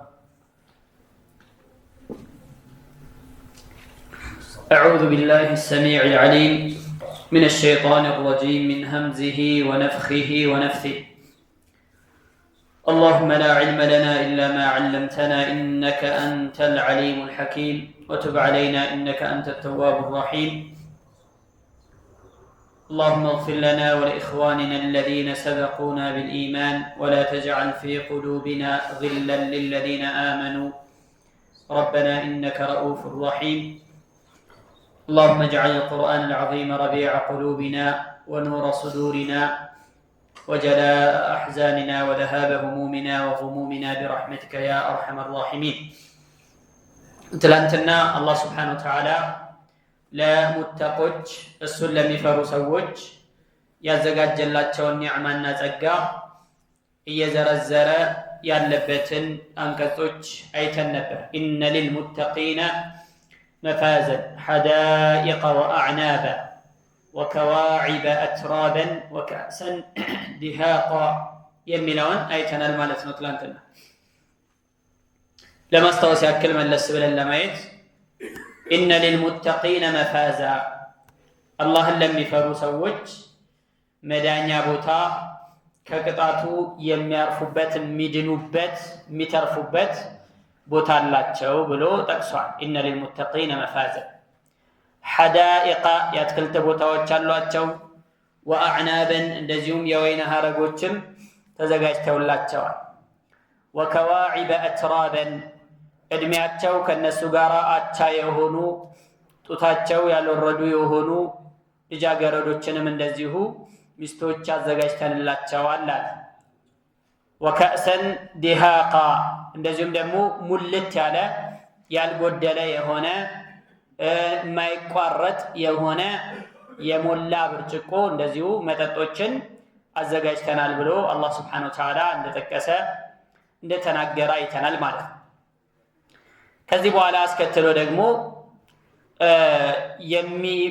የሚመገቡትን የሚያገኙትን ኒዕማዎች ሁሉ ዘርዝሮ አስከትሎ ደግሞ ውስጣቸውን የሚረብሽ መጥፎ ነገር ምንም እንደማይደርስባቸው ገለጸ አንዳንድ ጊዜ እኮ ኒዕማ ሁሉ ምንም ሳይጓደል ውስጥ ሰላም ካልሆነ የሚሰማ ነገር የሚጎነትል አካል ካለ እረፍት የሚነሳ ሰላም የሚነሳ አካል ካለ ኒዕማው የተሟላ ሊሆን አይችልም። የተሟላ ጸጋ ይሆነ ሰውየው ያኒ ለዚህ ነው لا يسمعون فيها لغوا ولا كذابا የሚለውን አላህ Subhanahu Wa Ta'ala የጠቀሰው የተናገረው ማለት ነው። لا يسمعون فيها በጀነት ውስጥ እንደዚሁ አይሰሙ አያዳምጡም። ለግወን ውድቅ የሆነ ንግግር፣ ባጢል የሆነ ንግግር፣ መጥፎ የሆነ ንግግር ፈጽሞ አይሰሙም በማለት አላህ Subhanahu Wa Ta'ala ይናገራል። ወላ كذابا ማስተባበል የሚባልም ነገር አያዳምጡም አይሰሙም። የለም እንደዚህ አይነት ነገር ጀነት ውስጥ ኢላ ቂለን ሰላምን ሰላምን ሰላም የሚባል ወይም ሰላም የሚያመላክት የሆነ ንግግር እንጂ ተቃራኒ የሆነ መጥፎ ንግግር፣ ሐሜት፣ ማታለል፣ ማጭበርበር ያኒ የመሳሰሉ እንደዚህ አይነት ነገር ማዋሰድ ምናምን መጥፎ የሆኑ ነገሮችን ፈጽሞ አይሰሙም። የለም እንደዚህ የሚባል ነገር። አላህ Subhanahu Wa Ta'ala አሳሰን ጀነት ሲያስገባቸው የጀነት ሰዎችን ጣሃራ አድርጎ ነው የሚያስገባቸው። ወነዛዕና ማ ፊ ሱዱሪሂም ሚን ግልን ውስጣቸው የሚኖርን ጥላቻ የተባለ እንዳለ ንቅል አድርገን እናወጣለን ብሎ ነው አላህ Subhanahu Wa Ta'ala የተናገረው ማለት። አሁን ዱንያ ላይ ያኒ የሆነ መጠጥ ነገር የጠጣ ሰው ሞቅ ሲለው የሚናገረውን አያውቅም፣ መጥፎ ነገር ይናገራል። ሌሎችን ያኒ የሰውን ክብር ሰውን ይዘልፋል። ያኒ ገደብ የለውም ልጓም የለውም ማለት ነው ለንግግሩ። የጀነት ሰዎች ግን እንደዛ አይደለም። ኒዕማ ላይ ሆነው ተረፍ ላይ ሆነው የተቀማጠሉ ደስ የሚል ኑሮም እየኖሩ ውስጣቸው ግን ሰላም፣ ምቀኝነት፣ ሒቅድ፣ መጥፎ ንግግር፣ መሰዳደብ፣ መጠላላት የመሳሰሉ ነገሮችን ፈጽሞ አይሰሙም አያደምጡም ብሎ ነው አላህ Subhanahu Wa Ta'ala የሚናገረው ማለት ነው። يسمعون فيها لغوا ውድቅ የሆነ ነገር የተባለ ፈጽሞ አይሰሙም። ወላ كذابا እንደዚሁም ደግሞ ማስተባበልና ማስዋሸትንም አይሰሙም ፈጽሞ በጭራሽ ነገር አይደርስባቸውም፣ አያጋጥማቸውም፣ አይመጣም ብሎ ነው አላህ Subhanahu Wa Ta'ala የገለጸው ማለት ነው። ሙፈሲሮች ይህንን ሲናገሩ እዚህ ቦታ ላይ ያኒ ስለ ንግግር ያለውን ያኒ ስርዓት ያለው አደብ ያለው ንግግር እንደሚነገር የሚሰሙት ያንን እንደሆነ ለምንድን ነው የተገለጸው ሲባል ከመጠጥ ጋር ተያይዞ እንደሆነ ይናገራሉ አንዳንድ ሙፈሲሮች ማለት ነው። لا يسمعون فيها لغوا ولا كذابا የተባለው ከዚህ አያ በፊት የተጠቀሰው ስለ መጠጥ ነው።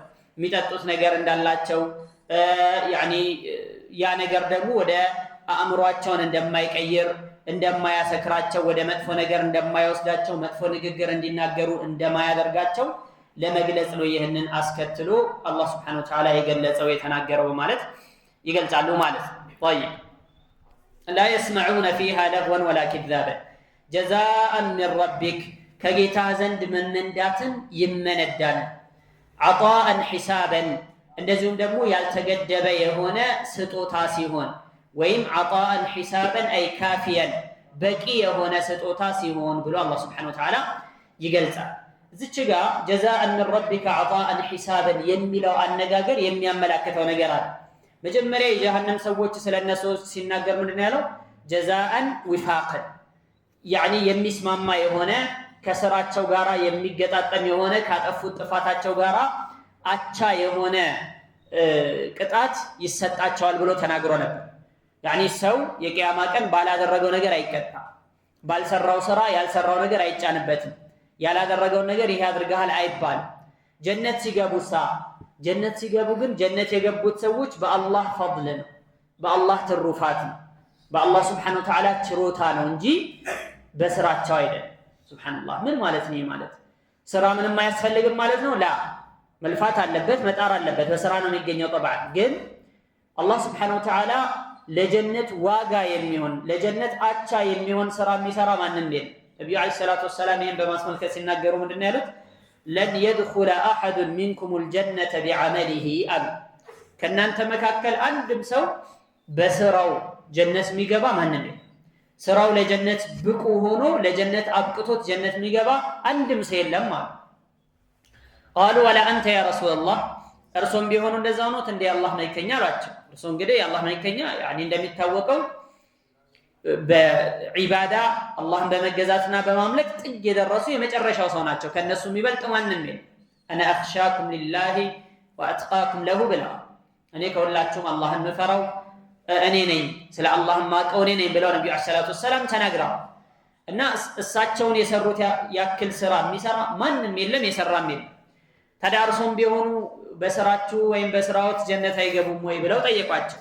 ቃለ ወላ አነ ኢላ አን የተገመደኒ አላሁ ቢረሕመቲን ሚንሁ ሱብሓነላህ።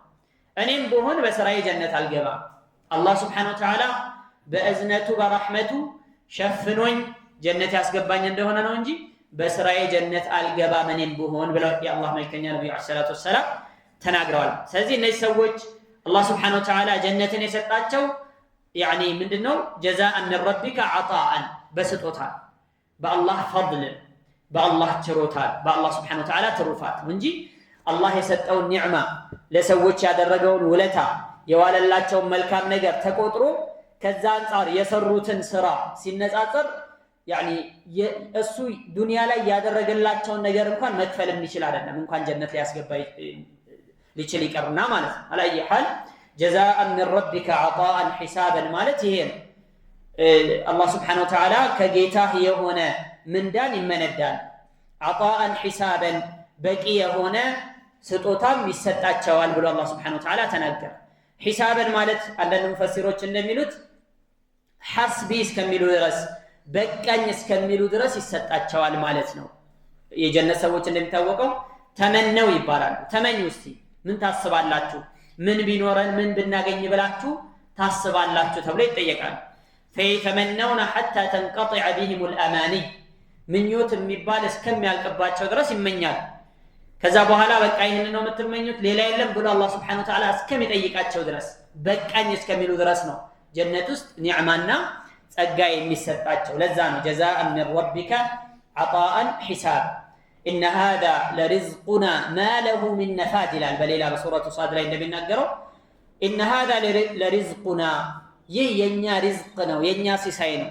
ማ ለሁ ሚን ነፋድ ማለቅ የሚባል ነገር የለም። አልቋል በቃ ለዛሬ የተዘጋጀው ነገር ተጠናቋል ምናምን የሚባል ነገር የለም ጭራሽ ማለት።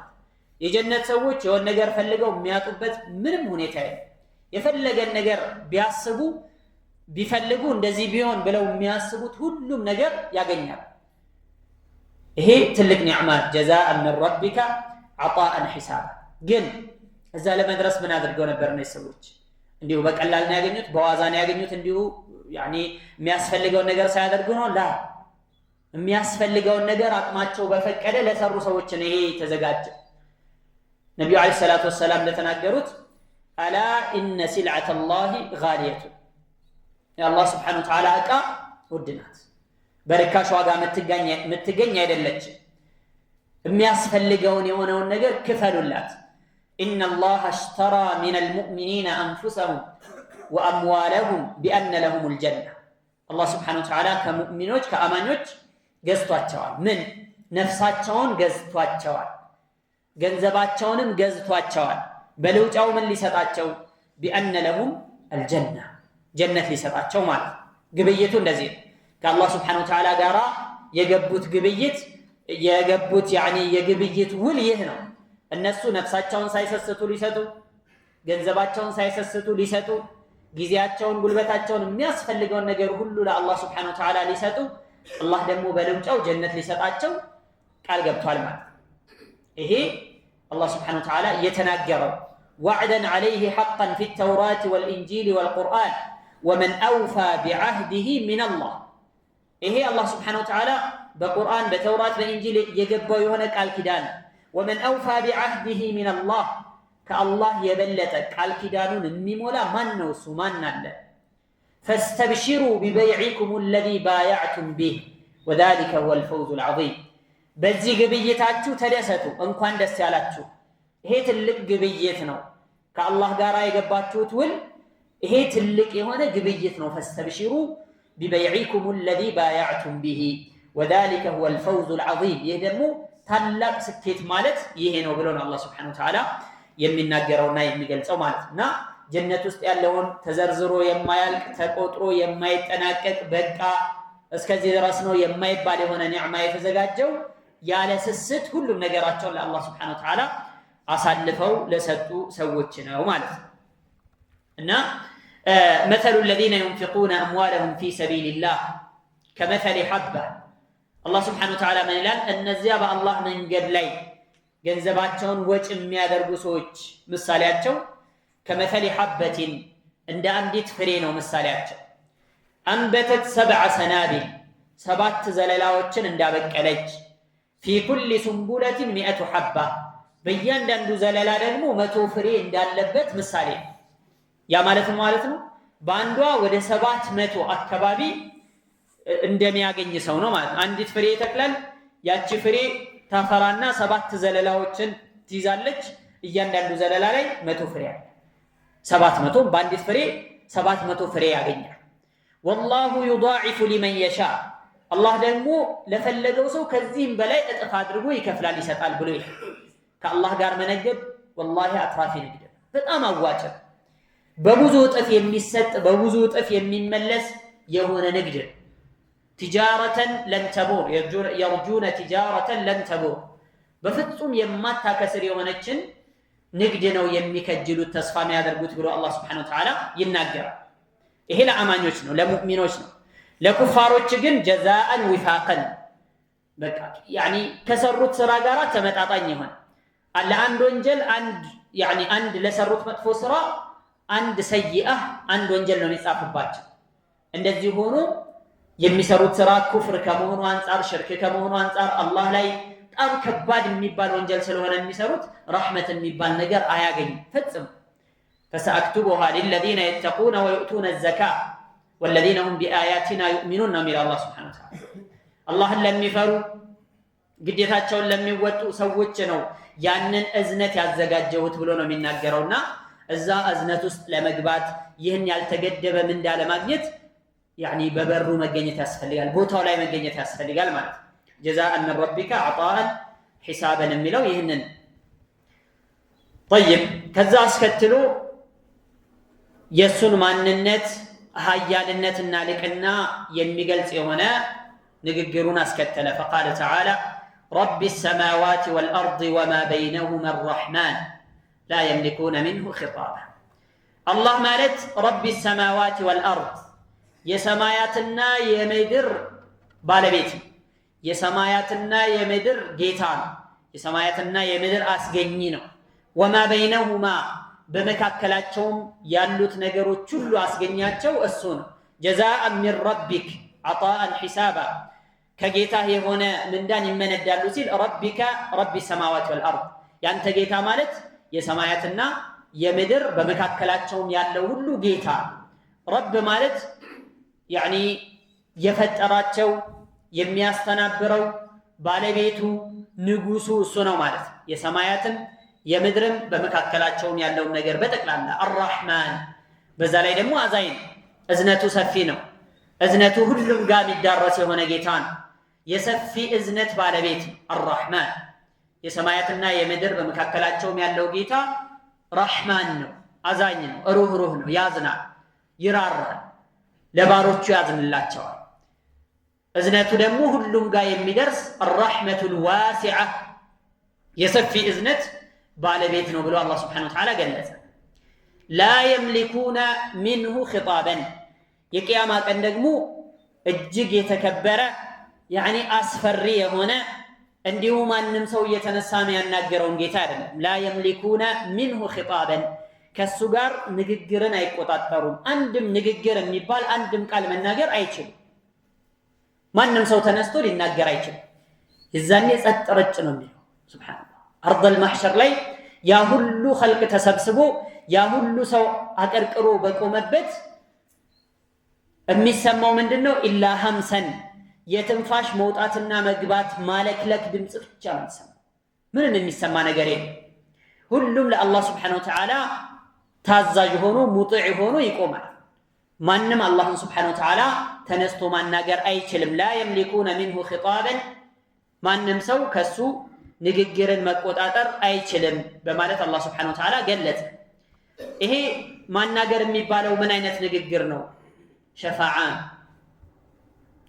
ማማለድ ማስታረቅ ነው ይህንን በተመለከተ ብዙ አንቀጾች ላይ ይህንን በሚያብራራ መልኩ አላህ Subhanahu Wa Ta'ala ገልጿል فقال تعالى وإذا قيل لهم اسجدوا للرحمن قالوا وما الرحمن أنسجد لما تأمرنا وزادهم نفورا وقال أيضا يوم يأتي لا تكلم نفس إلا بإذنه ابن كثير رحمة الله عليه ይህንን አያ ከዚህ ጋር አስተሳስረው ይናገራል። የውመ ያእቲ ያ ቀን በሚመጣበት ዕለት ይሄ ቅያማ በሚከሰትበት ቀን ላ ተከለሙ ነፍሱን ኢላ ቢኢዝኒሂ አንዲትም ነፍስ በሱ ፈቃድ በአላህ ስብሓነሁ ወተዓላ ፈቃድ ቢሆን እንጂ ምንም ነገር አትናገር።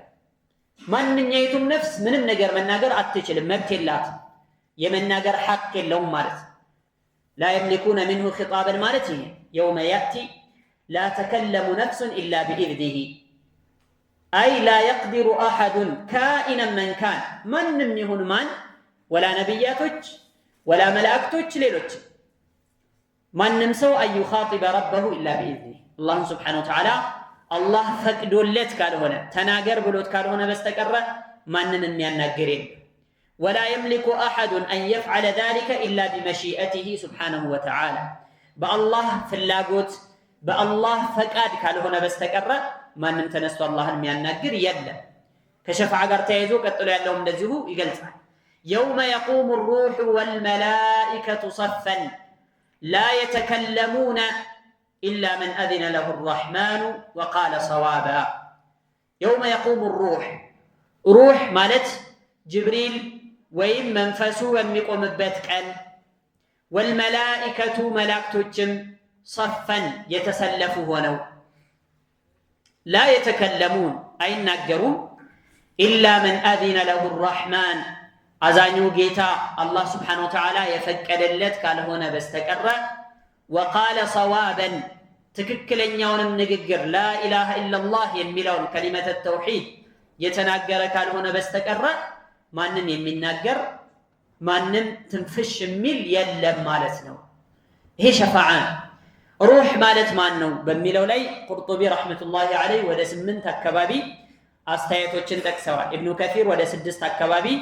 አቅዋሎች ተጠቅሰዋል። روح ማነው በሚለው روح ማለት መለኩ ሚነል መላኢካ ከመላእክቶች አንዱ ነው። እጅግ በጣም ግዙፍ የሆነ እሱን የሚያክል ፍጥረት ፈጽሞ የሌለ የሆነ ግዙፍ መልአክ ነው ተብሏል። روح ማለት ጅብሪል ነው። قل نزله روح القدس من ربك بالحق ሚለውም አያ ይህንን ያጠናክራል። ጅብሪል ነው ተብሏል። ወይም ደግሞ يعني صنف من عباد الله ከአላህ Subhanahu Wa Ta'ala ባሮች የሆነ አይነት ናቸው ከመላእክቶችም ከሰዎችም ውጭ ያለው ናቸውም ተብሎ አስተያየት ተሰጥቷል። وقيل هو القرآن ቁርአንም ነው ተብሏል። ከነዚህ ሁሉ ቀውሎች الإمام الطبري رحمة الله عليه ترجيح አላደረጉ የቱኛው እንደሆነ አላሁ አዕለም ብለው ነው ያለፉት ማለት ነው። ኢብኑ ከሲር ደግሞ هو روح المؤمنين أو روح بني آدم የሰው ልጆች ነፍስ ማለት ነው የተፈለገው ብለው ይህንን አስበልጠው ይህንን አቋም ደግፈው ሄደዋል ኢብኑ ከሲር። ቁርጡቢ ደግሞ ሩህ ማለት ቁርአን ነው የተፈለገው ብለው ሄደዋል። ሌሎች ደግሞ ሩህ ማለት መላኢካ ጅብሪል አለይሂ ሰላም ነው የተፈለገው ብለው ይህንን ተርጂህ አድርገው የሄዱበት ሁኔታ አላየሃል። ያም ሆነ ይህ በዛን ቀን መላእክቶች በጠቅላላ ተሰልፈው ይቆማል። ከዚህ በፊትም እንዳየነው ወልመለኩ صفا صفا እየተሰለፉ ከየሰማያት እየወረዱ አርضል ማህሸር ላይ ያሉትን ሰዎች እንደሚከቧቸው የዛን ቀን እጅግ አስፈሪ ከሚያደርጉት ነገሮች አንዱ ይሄ መሆኑን ከዚህ በፊት ባለው ምዕራፍ ላይ ለማየት ሞክራል። አላየሃል በዛን ቀን ሩህ መላእክቶች ወይም ጅብሪል ሰዎችም ጨምረው በጠቅላላ ተሰልፈው ይቆማሉ። لا يتكلمون إلا من أذن له الرحمن አዛኙ ጌታ አላህ Subhanahu Wa Ta'ala የፈቀደለት እንጂ ማንም አይናገርም በዛን ዕለት። وقال صوابا ትክክለኛ ንግግርም የተናገረ ነው እንጂ ማንም ሰው መናገር አይችልም ብሎ አላህ Subhanahu Wa Ta'ala ገለጸ። በሌላ አያ ምን ይላል? يومئذ لا تنفع الشفاعة በዛን ዕለት ሸፋዓ ምልጃ ማስታረቅ ማማለድ ጥቅም የለውም። إلا من أذن له الرحمن ورضي له قولا الله يفكرلت سو قال هنا بستقر ንግግሩንም የወደደለት ሰው ካልሆነ በስተቀር ማንም ሰው ተነስቶ ላሸማግል ብሎ አይቀርብም። من ذا الذي يشفع عنده إلا بإذنه ማን ነው እሱ አላህ Subhanahu Wa Ta'ala ዘንድ ብድግ ብሎ ያለ አላህ ፈቃድ ሊሸመግል ሊያስታርቅ የሚሞክር ማንም የለም ولا يشفعون إلا لمن ارتضى حتى ሸምጋዮች ራሱ የሚሸመግሉት ለማን ነው አላህ ለወደደለት ሰው ነው የሚሸመግሉለት አላህ የወደደለት ሰው ማለት ነው ዱንያ ላይ وقال صوابا ትክክለኛ ንግግር የተናገረ لا إله إلا الله ያለ አቋሙን ያስተካከለ በአላህ ላይ ያላጋራ በአላህ ላይ ያላሻረከ ለሆነ ሰው ነው የሚሸመግሉት ስለዚህ ሸምጋዮችም አላህ ፈቅዶላቸው የሚሸመገልላቸውም አካላት አላህ Subhanahu Wa Ta'ala የመረጣቸውና ንግግራቸውን የወደደላቸው ሰዎችን ነው የሚሸመግሉላቸው ማለት ሽምግልና ሲባል ዱንያ ላይ እንዴት ነው የምናውቀው ዱንያ ላይ ያኒ ሽምግልና የሚሄዱት ወይም ሽማግሌ ሆነው የሚጓዙት ሰዎች ፍቃድ ጠይቀው አይደለም የሚሄዱት እንሸምግል ወይ ብለው አይደለም ወይም እናንተኑና አሸማግሉ ተብለው ተፈቅዶላቸው አይደለም የሚሄዱት ማለት ነው እንዲሁ ነው የሚሄዱት አኺራ ላይ ግን እንደዛ አይደለም ይሄ ሸፋዓ የሚባል ነገር ሙሉ ስልጣን የአላህ Subhanahu Wa Ta'ala ብቻ ነው ሸምጋዮችንም የሚመለምለው የሚመርጠው እሱ ነው የሚሸመገልላቸውንም አካላት የሚመርጠው እሱ ነው አከሌ በእነዚህ ሰዎች ጉዳይ እንድትሸመግል ፈቅጄልሃለሁ ብሎ ፍቃድ የሚሰጠው አላህ Subhanahu Wa Ta'ala ብቻ ነው ማለት እንጂ ማንንም ሰው ተነስቶ ሊሸመግል ማንንም ሰው ተነስቶ ለማስታረቅ የሚሞክር ማንንም የለም በማለት ይገልጻሉ ማለት ነው ሙፈሲሮቹ ذلك اليوم الحق ታዲያ ያ እውነተኛው ቀን ትክክለኛው ቀን ሐቅ የሚፈጸምበት ሐቅና ባጢል የሚለይበት እውነት ፍንትው ብሎ ቦታውን የሚይዝበት ትክክለኛው ቀን ذلك اليوم الحق እውነተኛው ቀን ምንም ጥርጥር የሌለበት እንደሚመጣ ምንም አይነት አጠራጣሪ ነገር የሌለበት የአላህ Subhanahu Wa Ta'ala ቀጠሮ የተሰጠበት የሆነው ቀን እውነተኛው ቀን ذلك اليوم الحق እውነተኛው ቀን ያ ቀን ሙሂቆች ሐቅ ያዙ ሰዎች የበላይ የሆኑበት ሙብጢል የሆኑ ሰዎች ባጢል የሆነ ውድቅ ነገር የያዙ ሰዎች የተበላሸ አቋምና አመለካከት የሚያራምዱ የሆኑ ሁሉ የሚወድቁበት የሚጠፉበት የሚከስቡበት የሆነ ቀን ዱንያ ላይ ከሆነ يعني ምንም የሚለይ ነገር የለም ሁሉም እኩል ነው የሚሄደው ትከሻ ሊለካካ ይችላል ሐቅና ባጢል ማለት እስከ ተወሰነ ጊዜ ድረስ ግን የቂያማ ቀን ሲሆንሳ ذلك اليوم الحق እውነተኛው ቀን ትክክለኛው ቀን ያ ቀን ሐቅ ቦታውን የሚይዝበት ሐቅን የያዙ ሰዎች ጀነትን የሚያገኙበት የሆነው ቀን ነው فمن شاء ይህንን የፈለገ ሰው መዳን የፈለገ የሆነ ሰው ከቅጣት መትረፍ የፈለገ አላህን Subhanahu Wa Ta'ala ጸጋዎችን ማግኘት የፈለገ ሰው اتخذ الى ربه مآبا ወደ ጌታው መመለስን ይይዛል ወደ ጌታው መመለስን መንገድ አድርጎ ይይዛል اتخذ الى ربه مآبا فمن شاء النجاة في ذلك اليوم الحق በዛ እውነተኛ ቀን መዳንን መትረፍን መልካም ነገር ማግኘትን ደረጃን ክብርን የፈለገ የሆነ ሰው اتخذ الى ربه مآبا ወደ ጌታው መመለስን መንገድ አድርጎ ይይዛል ወደ ጌታው መመለስን መንገዱ ያደርጋል ከጥፋቶች ሁሉ ከወንጀሎች ሁሉ ወደ አላህ Subhanahu Wa Ta'ala መመለስን መንገዱ አድርጎ ይይዛል مآبا اي مرجعا وطريقا وسبيلا መንገድ አድርጎ ይይዛዋል መመለሱን ወደ አላህ መመለስን መንገድ አድርጎ ይይዛዋል ብሎ አላህ Subhanahu Wa Ta'ala ገለጸ ማለት የፈለገ ይሄንን ያዝ የፈለገ ሲባል ያልፈለገስ ይቅርበት ይቶ ችግር የለም ማለት አይደለም ዛቻ ይሄን ነገር መያዝ ግዴታ ነው ማለት ይሄን ነገር ካልያዘ እንደፈለገ ይሁን ምንም ችግር የለበትም የሚባል ምርጫ የሚባል ነገር የለም ያለው አማራጭ ሰው አላህ Subhanahu Wa Ta'ala የፈጠረለት እሱን ያስገኘበት ዓላማ አለና ያን ዓላማ ማሳካት ብቻና ብቻ ነው ያለው አማራጭ ሌላ አማራጭ የለም طيب እሺ እኔ አልፈልግም ያለ ሰውሳ إن أعتدنا للظالمين نارا أحاط بهم سرادقها ብሎ ዝቷል በዳይ ለሆኑ ሰዎች ሐቅን እውነትን አንከተልም አንፈልግም ብለው ላሉ ሰዎች ምን አዘጋጅተናል ቅጣት አዘጋጅተናል እሳት አዘጋጅተናል أحاط بهم سرادقها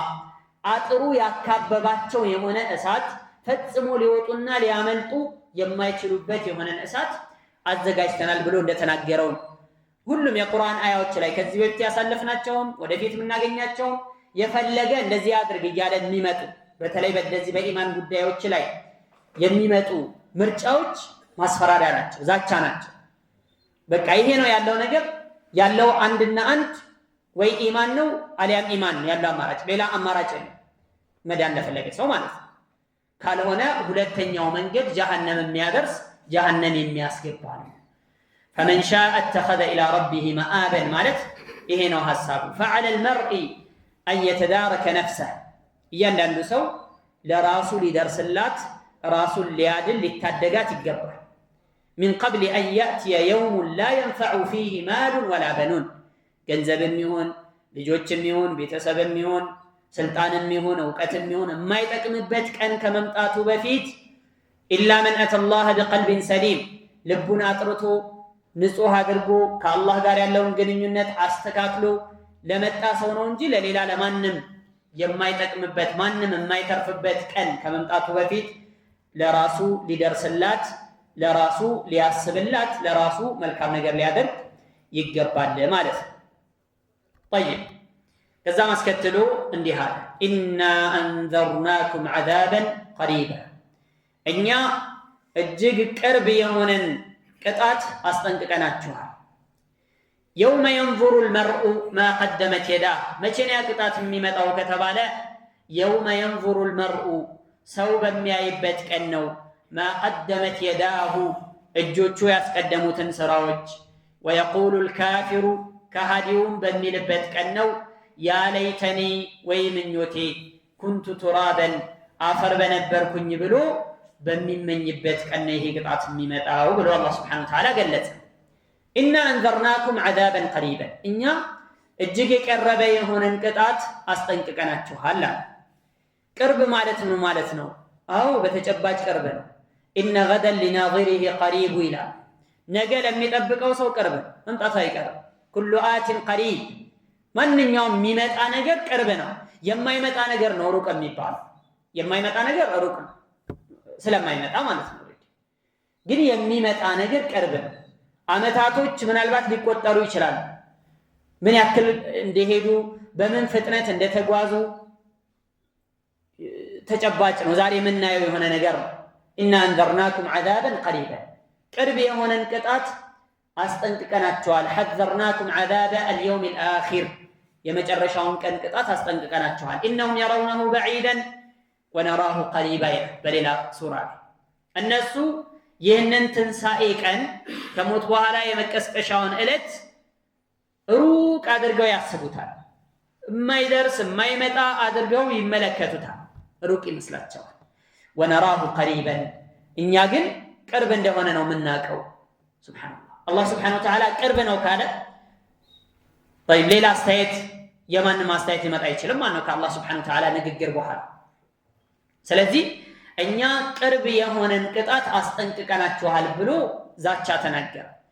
ይሄ ቅርብ የሆነው ቅጣት የተባለው ምንድነው በሚለው ላይ አንዳንድ አስተያየቶች ተሰንዝረዋል ከአንዳንድ ሙፈሲሮች። قيل انه الموت ሞት ነው ተብሏል፣ ወይም ደግሞ ዱንያዊ ቅጣትም ነው ተብሏል።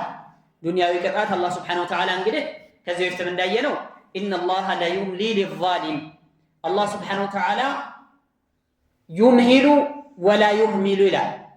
አላህ Subhanahu Wa Ta'ala ጊዜ ይሰጣል ያቆያል፣ ግን አይተውም። ان الله لا يملي للظالم አላህ Subhanahu Wa Ta'ala ዛሊም ለሆነ በደለኛ ለሆነ ሰው ያቆይለታል፣ ጊዜ ይሰጠዋል። የተወሰነ ወደ ራሱ እንዲመለስ ወደ ኸይር ነገር እንዲመለስ ምክር የሚሆነውን የሚመክረው የሆነ ጊዜ ያቆየዋል። አወለም ነዑሚርኩም ማ የተዘከሩ ፊህ መን ተዘከር ወጃአኩም ነዚር አላቆየናችሁም እንዴ መመከር የፈለገ ሰው የሚመከርበት ያክል ጊዜ አላቆየናችሁም? ወጃአኩም ነዚር አስጠንቃቂ ሳልመጣላችሁም ብሎ ነው የሚናገረው ማለት ነው። እና አላህ Subhanahu Wa Ta'ala لا يملي للظالم حتى إذا أخذه لم يفلته የያዘው ጊዜ ግን ፈጽሞ አያመልጠው። ይህ ዛሊም የሆነ ሰው አላህ Subhanahu Wa Ta'ala ጊዜ ሰጥቶት አቆይቶት ተው ተመለስ ተብሎ ተመክሮ ተገስጾ እምቢ ካለ የያዘው ጊዜ إن أخذه أليم شديد አሳማሚና ብርቱ የሆነ አያያዝ ነው የሚይዘው ብሎን አላህ ሱብሓነሁ ወተዓላ የሚናገረው ማነው በሱረቱ ሁድ ላይ ኢና አንዘርናኩም ዐዛበን ቀሪባ። ኢንዛር ማለት ነው ማስጠንቀቅ ማለት ተው ወደፊት እንደዚህ ይመጣል፣ ወደፊት እንደዚህ አይነት ነገር አለ እና ለዛ ነገር ተጠንቀቅ ማለት ነው። ኢንዛር ማለት ነው አልኢኽባሩ ቢሑሱሊ ሸይኢን ተሱኡ ዓቂበቱሁ፣ መጨረሻው መጥፎ የሆነ አስከፊ የሆነ መጥፎ የሆነ ነገር አለ ተጠንቀቅ። ፊ ወቅቲን ላ የስተጢዑ ልመርኡ አን ዩጀንበ ነፍሰሁ ሃዛል ኸጠር፣ ያንን አደጋ ከራሱ ላይ መከላከልና ማራቅ የማይችልበት የሆነ የማይቀር የሆነ በምንም ሊተካ በምንም ፊዳ ሊያደርግ የማይችለው በምንም ነገር ሊያመልጠውና ሊከላከለው የማይችል ቅጣት አለ፣ መጥፎ ነገር አለ ብሎ ማስጠንቀቅና መናገር ነው። ይሄ ኢንዛር ብሎ ማለት ይሄ ኢና አንዘርናኩም ዐዛበን ቀሪበን፣ ቅርብ የሆነን ቅጣት አስጠንቅቀናችኋል በማለት አላህ ሱብሓነሁ ወተዓላ ተናገረ። ከዛ መቼ ነው ይህ ቅርብ የሆነው ቅጣት ሲባል የውመ የንዙሩ ልመርኡ፣ ሰውየው በሚመለከትበት በሚያይበት ቀን ነው። ምን ማ ቀደመት የዳህ፣ እጆቹ ያስቀደሙትን በእጆቹ የሰራውን ነገር በሚመለከትበት ቀን ነው ያ ቅጣት የሚመጣው። መቼ? የቂያማ ቀን ማለት ነው። እጆቹ ያስቀደሙት የሰሩት ብሎ ማለት ዱንያ ላይ ባለበት ጊዜ ሙከለፍ በሆነ ጊዜ እድሜው ደርሶ አእምሮ ጤናማ ሆኖ ባለበት ሁኔታ የሚሰራው ስራ በጠቅላላ የቂያማ ቀን የራሁ ወየንዙሩ ኢለይህ አማመ ዐይነይህ፣ ፊት ለፊቱ ተደቅኖ ይመለከተዋል፣ ፊት ለፊቱ ተከማችቶ ያገኘዋል። ማቀደመት የዳሁ በእጁ የሰራው ብቻ አይደለም፣ በአጠቃላይ እሱ ራሱ የሰራው ነገር ማለት ነው። ለምንድን ነው ታዲያ እጅ የተጠቀሰው ከተባለ አብዛኛው ነገሮች የሚሰራው በእጅ ነው። እንደሚታወቀው አብዛኛው ነገር የሚደረገው በእጅ ነው። ከዛ አንጻር ነው ማቀደመት የዳህ፣ እጆቹ ያሳለፉትን ስራ በገዛ እጁ የሰራውን ነገር ይመለከታል ማለት ያ እንጂ በእጅ ብቻ የተሰራ ማለት አይደለም። በአጠቃላይ እሱ የሚሰራውን የተናገረውም ይሁን ወደ ሆዱ ያስገባውም ይሁን ማንኛውም የሰራው ማንኛውንም ስራ ያገኘዋል። ነቢዩ ዓለይሂ ሰላቱ ወሰላም እንደተናገሩት ፈየንዙሩ ወደ ቀኙ ይመለከታል፣ ፈላ የራ ኢላ ማ ቀደም፣ ያስቀደመውን የሰራውን ስራ እንጂ ምንም አያየው። ወየንዙሩ አሽአመ ሚንሁ፣ በግራ በኩል ሲመለከትም ፈላ የራ ኢላ ማ ቀደም፣ ያስቀደመውን እንጂ የሰራውን ስራ እንጂ ምንም አያየው። ወየንዙሩ ፊት ለፊቱ ደግሞ እንደዚሁ ወደ ፊት ለፊት ሲመለከት ደግሞ ፈላ የራ ኢላ ናር፣ እሳትን እንጂ ሌላን አይመለከትም ብለው ነቢዩ ዓለይሂ ሰላቱ ወሰላም ተናግረዋል። ዛሬ የሚሰራው እያንዳንዱ ስራ፣ ዛሬ የምናደርገው እያንዳንዷ ድርጊት ዋጋ አላት የቂያማ ቀን፣ ኸይሩም ሸሩም ማለት ነው። የሚሰራው መልካም ነገር አይቀርበትም።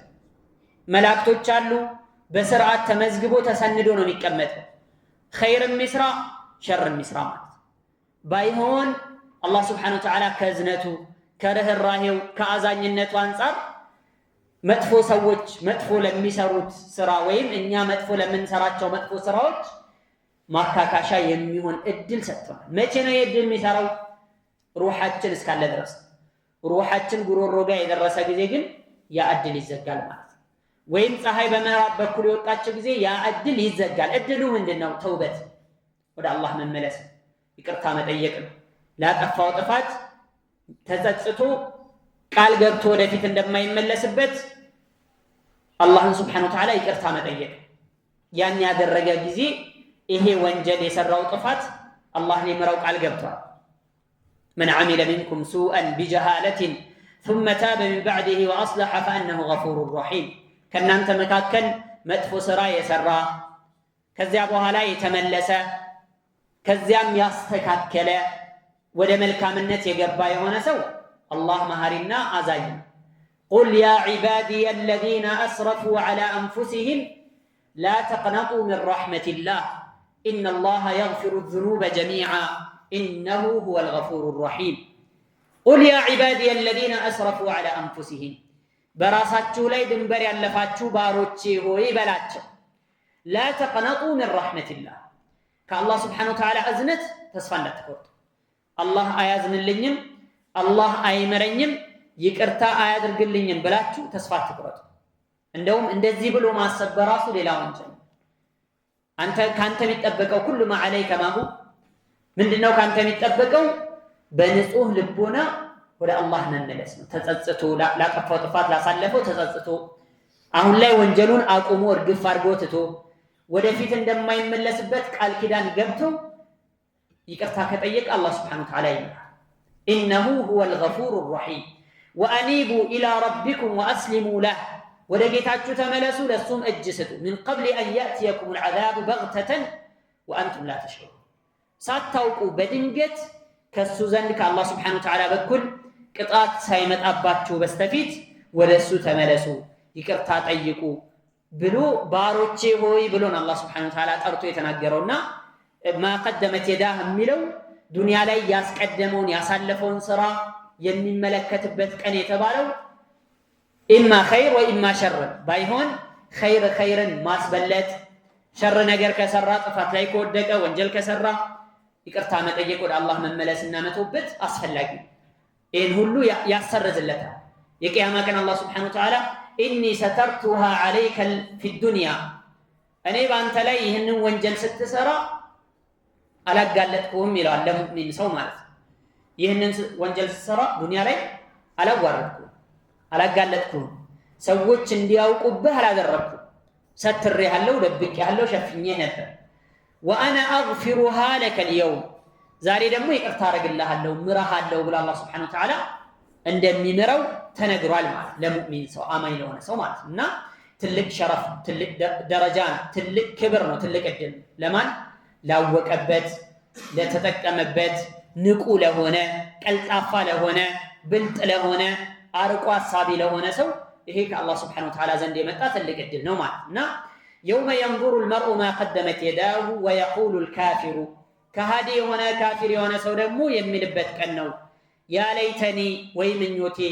كنت ترابا አፈር በነበርኩኝ ብሎ የሚመኝበት ቀን ነው። ለምን ሙእሚኖች በስራቸው ምክንያት በኢማናቸው ምክንያት ትክክለኛውን እምነት በመያዛቸው ምክንያት ከቅጣት ተርፈው ለጀነት እንዲበቁ መሆናቸውን ሲመለከት እንስሶች ደግሞ ተነስተው አንዱ ለሌላው ቅሳስ እንዲወጣ ተደርጎ በቀል ያለበት ወይም ቀንድ ያላት ፍየል ቀንድ የሌላትን ፍየል ዱንያ ላይ ወግታ ከሆነ አላህ የቂያማ ቀን እንዲነሱ ያደርግና እዚህኛይቱ ደግሞ ቀንድ የሌላት የነበረችው ቀንድ እንድታበቅል ተደርጋ ያቺ ላይ ቅሳሷን ታወጣለች። ከዛ በኋላ ሁለቱም አፈር ሆኖ ይባላል። ይህንን ሲመለከት ጊዜ ያለይተኒ ኩንቱ ቱራበን ዱንያ ላይ አፈር በነበርኩኝ ወይም እዚሁ እንደነዚህ እንስሶች አፈር በነበርኩኝ ብሎ ይመኛል። ኢብኑ አባስ ደግሞ ምን አሉ? ያለይተኒ ኩንቱ ቱራበን አይ ፊ ዱንያ ላይ እንደው ሰው ባልነበርኩኝ በቃ አፈር በነበርኩኝ ምን ነበረበት ብሎ ይመኛል። ግን ይሄ ከንቱ ምኞት ወደ መሬት ሊወርድ የሚችል ወይም ሊረጋገጥ የሚችል ምኞት ሳይሆን እንዲሁ ኢንሃ ከሊመቱን ሁወ ቃኢሉሃ ዝም ብሎ ባፉ የተናገረው ብቻ ባዶ የሆነ ፋሪግ የሆነ ንግግር እንጂ የሚረጋገጥ የሚፈጸም የሚተገበር የሆነ ምኞት አይደለም ማለት ያ ለይተኒ ኩንቱ ቱራበን አፈር በነበርኩኝ ብሎ በሚመኝበት ቀን ነው ያ ቅጣት ያስጠነቀቅናችሁ ቅጣት ያንን ነው ብሎ አላህ Subhanahu Wa Ta'ala ይናገራል ማለት ነው። እንግዲህ በዚህ መልኩ የሱረቱ ነበ ማብራሪያ ተጠናቋል። ከዚሁ ጋር ተያይዞ ደግሞ የመጨረሻው የ30ኛው ክፍል የዓመ ጁዝ ተፍሲር በዚሁ አጠናቀናል። አላህ Subhanahu Wa Ta'ala የምንጠቀምበት ያድርገን። አላህ Subhanahu Wa Ta'ala ቁርአንን ተደብሩ የሚያደርጉ ፈህም የሚያደርጉ የሚገነዘቡ በቁርአን የሚሰሩ የቂያማ ቀን ደግሞ ሸፋዓ ሆኖ የሚመጣላቸው ሰዎች አላህ ያድርገን። እዚሁ በተቀመጥንበት መጅሊስ በዚህ አቀማመጥ ደግሞ የቂያማ ቀን ትልቅ ደረጃ የምናገኝበት አላህ ያድርገን። ቁሙ መግፉሪነ ለኩም ተምሮላችሁ ይቅርታ ተደርጎላችሁ ተነሱ ከሚባሉ ሰዎች አላህ ያድርገን። ከእንደዚህ አይነት መጅሊስ አላህ አያርቀን። በሐያት እስካለን ድረስ እስከኖርን ድረስ እንደዚህ አይነት የቁርአን መጅሊስ ላይ ምንዘወትር አላህ ያድርገን። جعلني الله وإياكم من الذين يستمعون القول فيتبعون أحسنه وصلى الله على نبينا محمد وعلى آله وصحبه أجمعين.